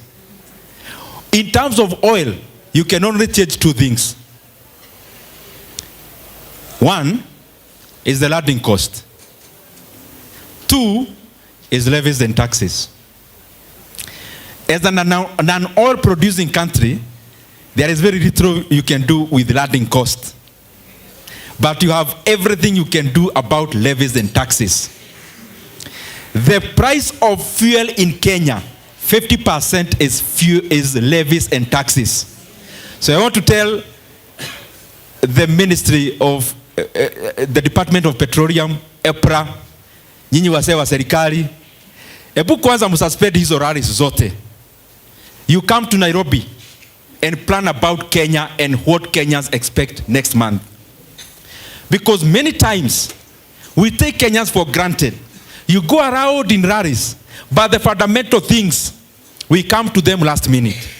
Kenya from today, I actually would expect the cabinet would have met to first of all remove the 7 shillings that were put in 2024. That will be the starting point. The second starting point is that a time has now come. The 8% VAT that was introduced by this government, a time has come. Ile mumechukua imetosha. These are extraordinary times. They require extraordinary measures. Because that is the only thing is in our control. Why? If you come and load in all these costs to Kenyans, you can already see what the government will do. Of course, mafuta itaongezewa bei, fare iongezewe, then they start purporting they want to control fares. That's what they will do. These guys, I know them. They now say they are calling Matatu Owners Association to talk about fares. No, instead of kupaka rangi, let's go to the root. The root of the pump price for a non-oil producing companies in a situation where it is unprecedented and in a situation where it is extraordinary. You also do extraordinary measures. 7 shillings added in 2024. Just know this. The banks that led money to government through securitization, using the 7 shillings, you will have, as a matter of fact, and I can tell you in the next 1.5 months, you'll have done it. You'll have to give a moratorium not to charge Kenya for those loans. And we may actually not pay those loans because they were illegal. Opportunities. So oil prices, you can see it's like a seesaw. When you go to trading economics, that's the site I use mostly for data. You see crude oil prices. When you see red, you see Dow Jones green.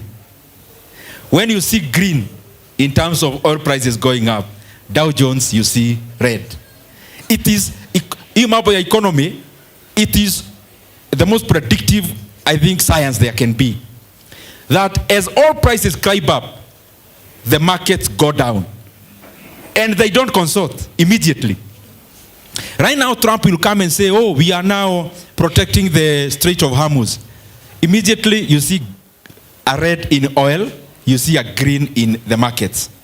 That talks to us that, yes, we need to do what we must do as a country that has overtaxed its oil, but also as individual people, we try to scavenge. So, as the market in the US becomes unbearable, I think this is a topic I don't want to start it to be long, but let me just say this. As oil go up, inflation will go up internationally. The Federal Reserve, most likely, I don't know whether they met today, they are likely, the very best, they are likely to sustain. They cannot now cut rates now because you have inflation to deal with.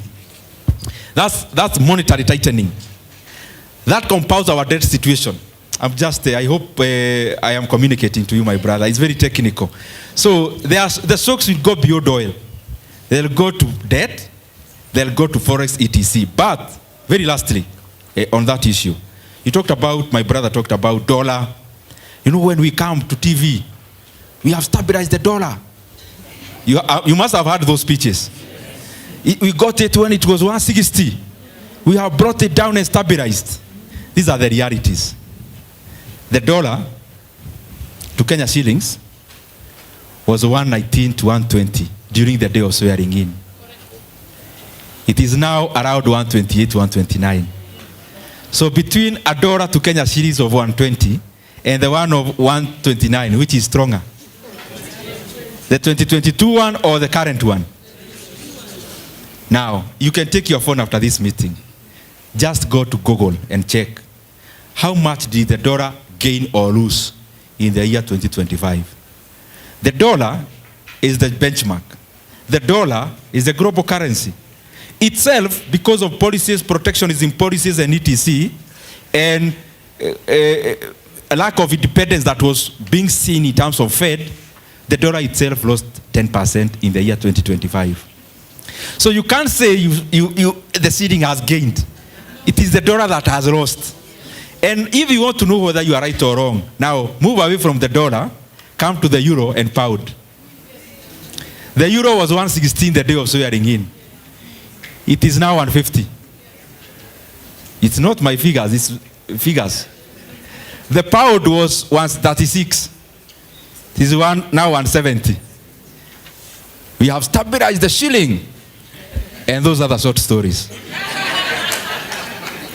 At the river and industry, lastly, I concur with you, Thika, at the river. Even my own father used to live in Kiadutu in Thika.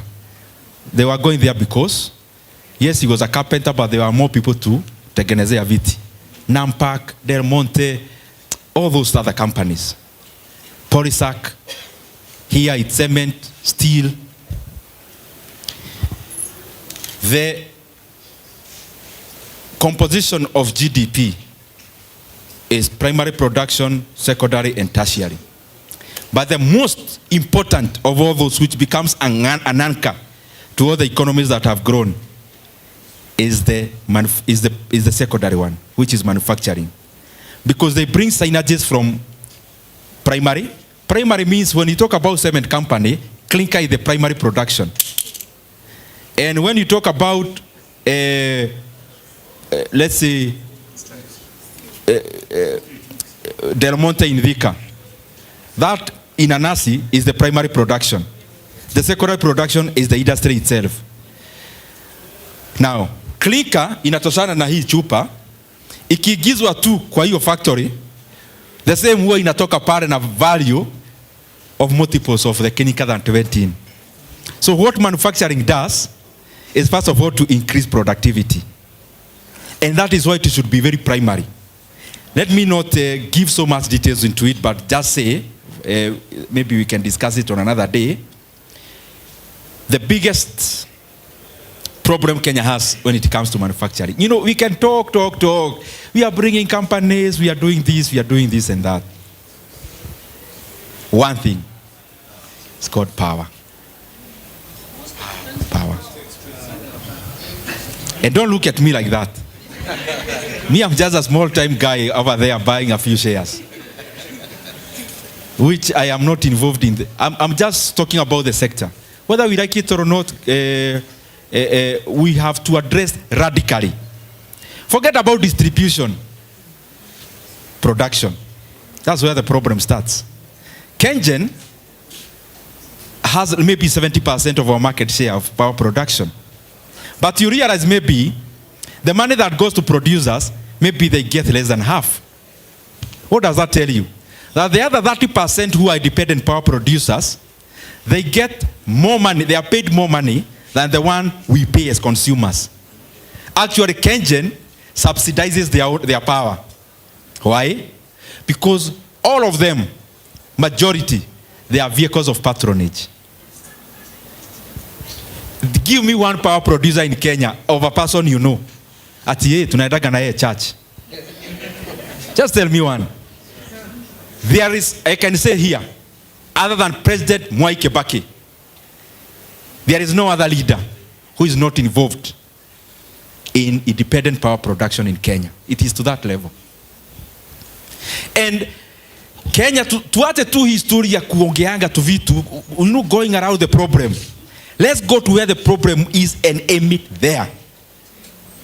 That you come and sign a PPA. It's called take or pay. Produce power. Whether you take or you don't, you still have to pay me. But that's not the problem. The pricing. So, when the problem starts there, the industry now becomes very expensive. I hope you know Kenya in terms of energy is the most expensive in the region. I also hope you know petrol prices in Kenya are higher than Uganda, yet it passes through Kenya. Thank you for your attention on that matter.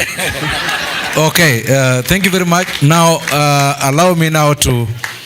Last election, I was running in Mathare for the Mathare parliamentary seat under UDA, and I think I'm also shifting to and nijue kama niko pande gani. Asante sana. For being very candid. I'll also be a bit candid, and I will raise something that may be controversial and contrarian. In January of 2022, my name is James Wakaba. I am a past president of RC Kitengela. In January of 2024, I happened to be in Kiharu for a funeral. I I was born in Kiharu. My parents came from Kiharu, so I have relatives, friends at a place called Gidagara.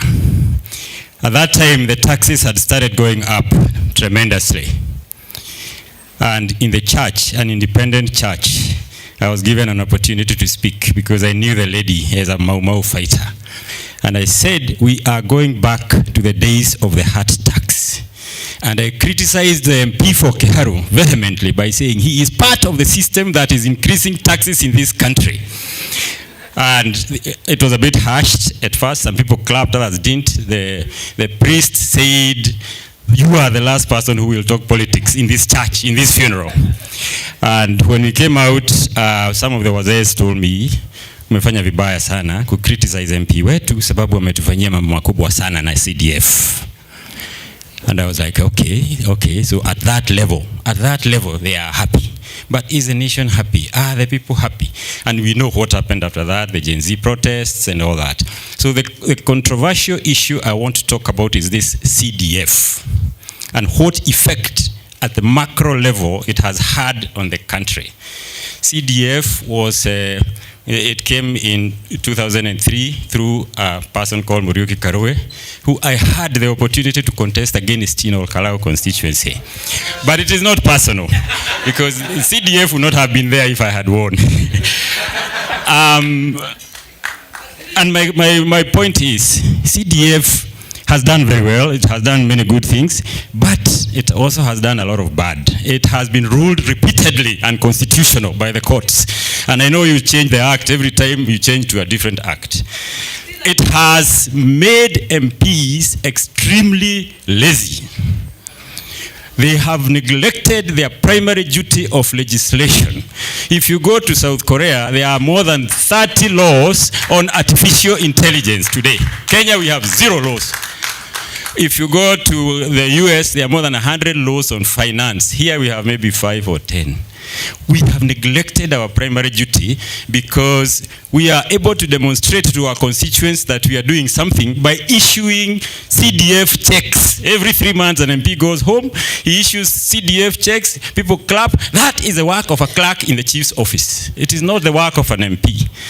So because of this neglect, it has also led you to, and I'm not saying you personally, I'm sorry, you've done extremely well on CDF. It has also led you to stop the oversight role. Because you're almost sure of re-election because you hand out checks. The role of oversight. If there were 100 MPs today talking the way you are talking about this economy, this country would go very far.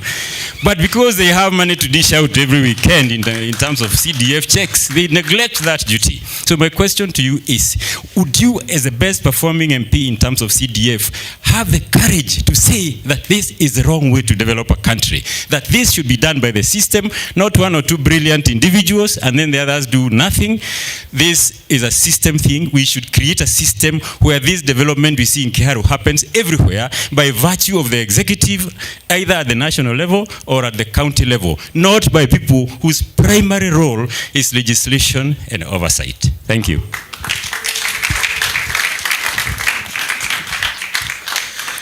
Asante, my name is Dr. Kanchori Daniel. I happen to be a first member of County Assembly for Kitengela when I was 31 years old. Mheshimiwa, I am the next Senator of Kajiado County.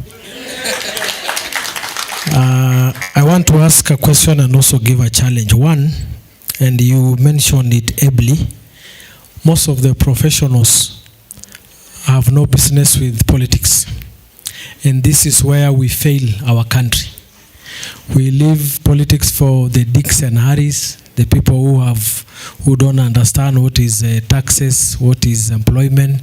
So my challenge to us as Rotarian and all the professionals, as long as you leave politics to the mama mboga, to the mtu wa pikipiki, at the last day, the politician, after stealing your money, will come and dish it out, and we will just be going round circles and circles until we bury you and another generation comes. My challenge to you, my brother, is I think Parliament has failed us, because Parliament is the representative of the people and is normally the last point of resort. And when the parliament is compromised, unajua wewe vile ulisikia kuna jamaa alienda akachukua video ni kama anachukua kiti yako, you wanted to run from outside the country to come. If you hear Kenyans are not happy, Kenyans are not frustrated, and you are an elected leader, and you still have the audacity to say whatever you say there without having that empathy, then I think they have lost the soul of the country. That is where the problem is. Finally, in your own point of view, because I think we are in a mess, do we have one bullet solution? Business, knowing that is for us to take our voters card, but do a solution to this one? Thank you very much.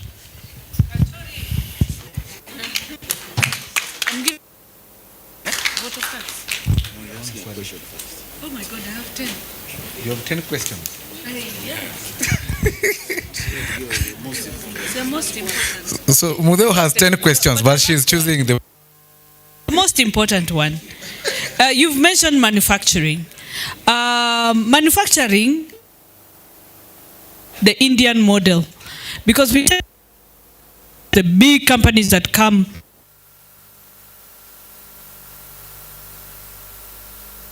Indian style, where anybody employing 5 or more employees is under government siege. And who is that 5-person employer? It is that person who sets up a car lodging. They have 2 cleaners, they have a car front office, and they have a car accountant. That person is under siege by KRA today. What, as a legislator, can you do about scaling up SMEs? Because it is that SME that is the real employer in this country. Today, the majority of people are employed in an SME. Asante. Thank you very much, and apologies not to forget our online audience. So I'll just read one question from the online audience, and then Mheshimiwa will be able to take it from there.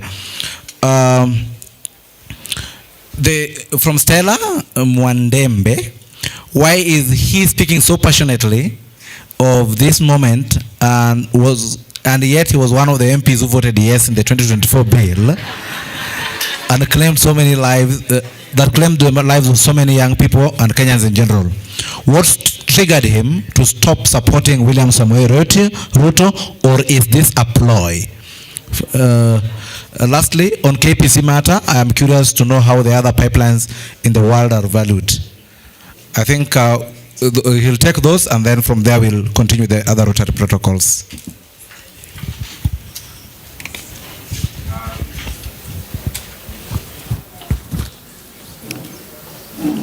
Brian.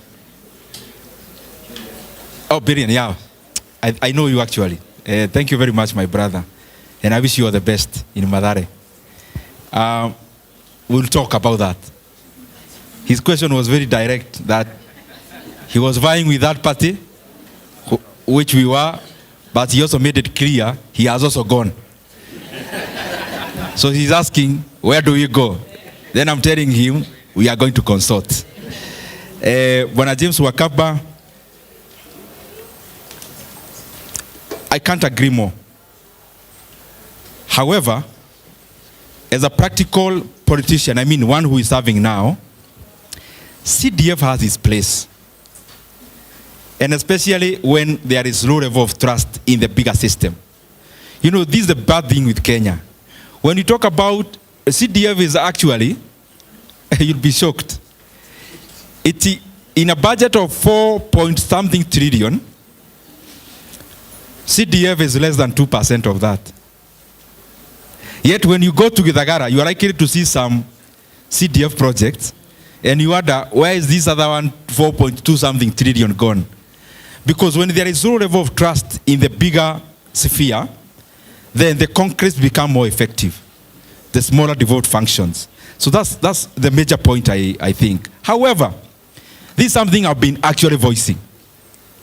CDF, on the other side, has also made the quality of leadership to be decimated. Because you don't need to do much. You just pile up your bursary to give it during the election week. And then, without forgetting that, even the person who is coming will also give that bursary. You know, there is a way bursary has been personalized, and we have sold, some have sold fear to the population and the electorate that if I'm gone, bursary is gone. That is also something I struggle with when I'm thinking. Because I agree with you, a taxonomy is an area. A constituency is a taxonomy, a unit of measurement, or a county. There is no way you can grow a taxonomy without the involvement of the macro. There is no way you go to China and here, Shenzhen grew, but China is not growing. It has never been such a story. So I agree the overarching agitation and the overarching policies are actually much more important than what we do in the micro level. Look at it this way. Even if we run our Kiharu Masomo Bora, school fees is 500. I was in a place Thursday and Friday and Monday. I went to a school in Kiharu. 2 is a day school. One had, I think, over 20 or so learners from outside. Some from Kilifi, Isiolo, who have come to live with relatives to school there. The next one I went, out of their 35 students in grade 10, 12 are not from Muranga. But you see now, that is transferring, is not solving. When a child transfers to Nairobi to come to live with a relative, yes, I have provided a solution to that micro agent of the economy. But much more needs to be done in the macro sense. Because that child needs not shift. They need to school at their place because education should be quality and accessible. Aya.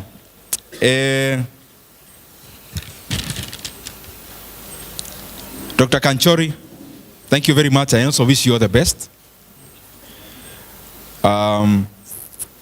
Yes, professionals, you know. Hey, me staki kelele ya siasa. You hear Obama was asked, when Obama said he's joining politics, somebody asked Obama, you look like a nice guy. What are you saying? Yani anaambia mtu naigia siasa, mtu anakuangalia, but you look like a nice guy. What is that saying about those people who are there? So, but if all of us, let's say today, and I'm being politely honest, anyone who would seek to be a leader today in Kenya,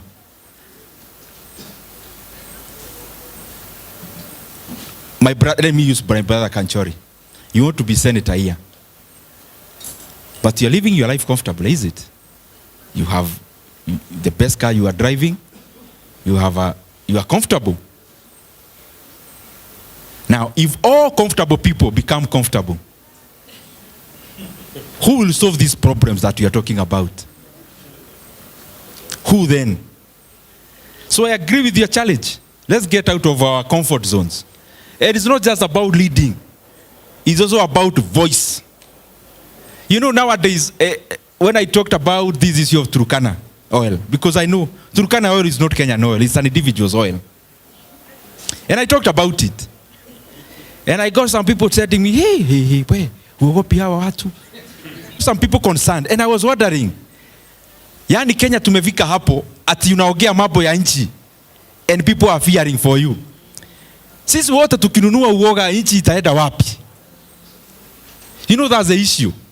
So we just have, even if you are not vying like Kanchori, and you are a secretary of a church, ukisoma matagazo Sunday, sema mawili matatu elimisha wengine wako hapo. It is our civic responsibility to talk about the things that are happening. Bring up what is inside. If you are happy, yes, say to that place, you know, mnajua kazi iko sawa huku, na based on the response of the people, you'll know whether it is only who is happy, or it is everyone. But let's take it as our civic responsibility. In whichever area, in our offices. Now you know about securitization. And hiyo jina imeitwa hivyo for that reason. Because it's complex. You know, securitization means borrowing. Why not use the name borrowing? It's easier. is used to, so that even before we malize kusema mtu ameanza kuiona. But we have to do it. Haya.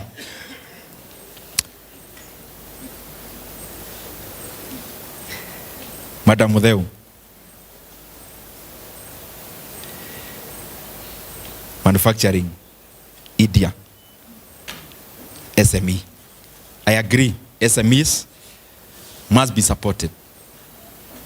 But India, South Korea, they run on the same model. SMEs actually become the feeder companies of the bigger manufacturing companies. There is no manufacturing anywhere in the world that thrives without big companies. Why? Manufacturing is not done for the local market. It is done for the global market. And global market, you are competing. And one way of competing is scalability. So scalability can only happen in a big company. So that's why you realize even in India, there is Mahindra, there is Tata, and there is Reliance Industries. There are all those. But there is a base of SMEs who are suppliers of those. So all that has to go in tandem. When you go to South Korea, you talk about Samsung, Hyundai, HK, and the rest. But beneath them, now those ones are launched by the company to be the representatives of the company.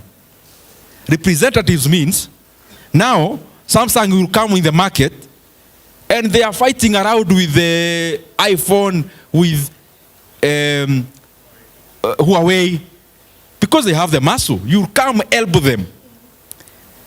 Now, that cannot be left undone, because it is now on the basis of Samsung that thousands of SMEs thrive. So those policies must go hand in hand. However, I agree, government machinery must always exist to make the economy thrive, including tax collection. Because once these premises crosses, even the little you are getting goes. Stella, online. And I think I had handled that question before. We were in a situation where, when you are in a team, you have to argue your points within the team before you come to become a person with a divergent view.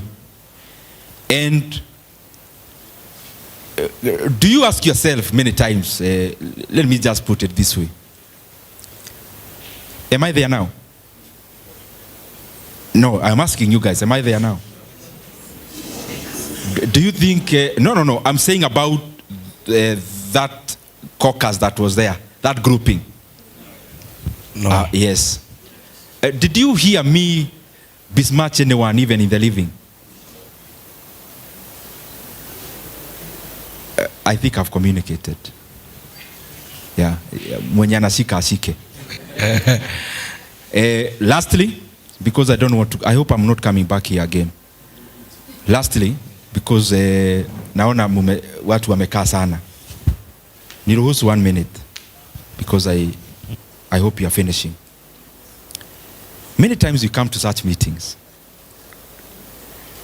we talk. Do you know, guys, I've been talking for 2 hours, which I enjoy because I am your servant and I also learn when I come. But many times I ask myself, if I come here and I don't learn anything, and I don't get provoked to become better, why then did I come?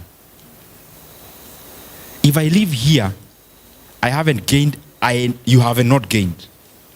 Was there a need for this meeting if that was the case? So I've gone to many places I talk about investments. And I hope the person I'm about to call, yeah, I have seen she's here. So you call, shares are good, I shout. Like one talk I did in Nyeri last year. That time the shares I was mentioning were half price of what they are today. The one that was in Sitam with a banner of Kingdom Bank up on Yuma. Many of you watched. And I got many, very nice talk. Oh my way, very nice, very nice, very nice, very nice. We read books.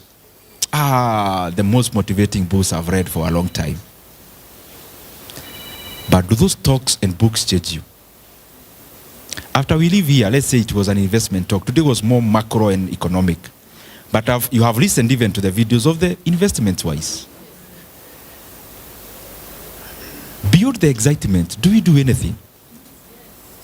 A very small proportion.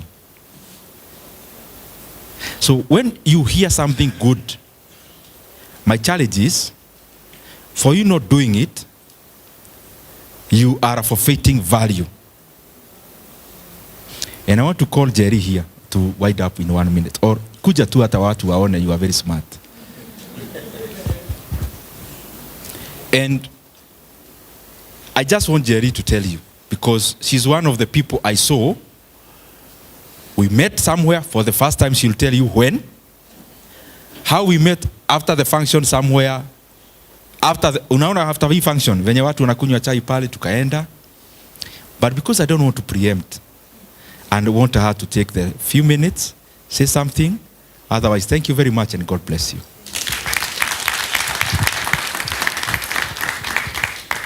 Good evening, Rotarians, guests, and also our online fraternity. My name is Caroline. I met Mheshimiwa last year in November. Before that, I was a follower of him.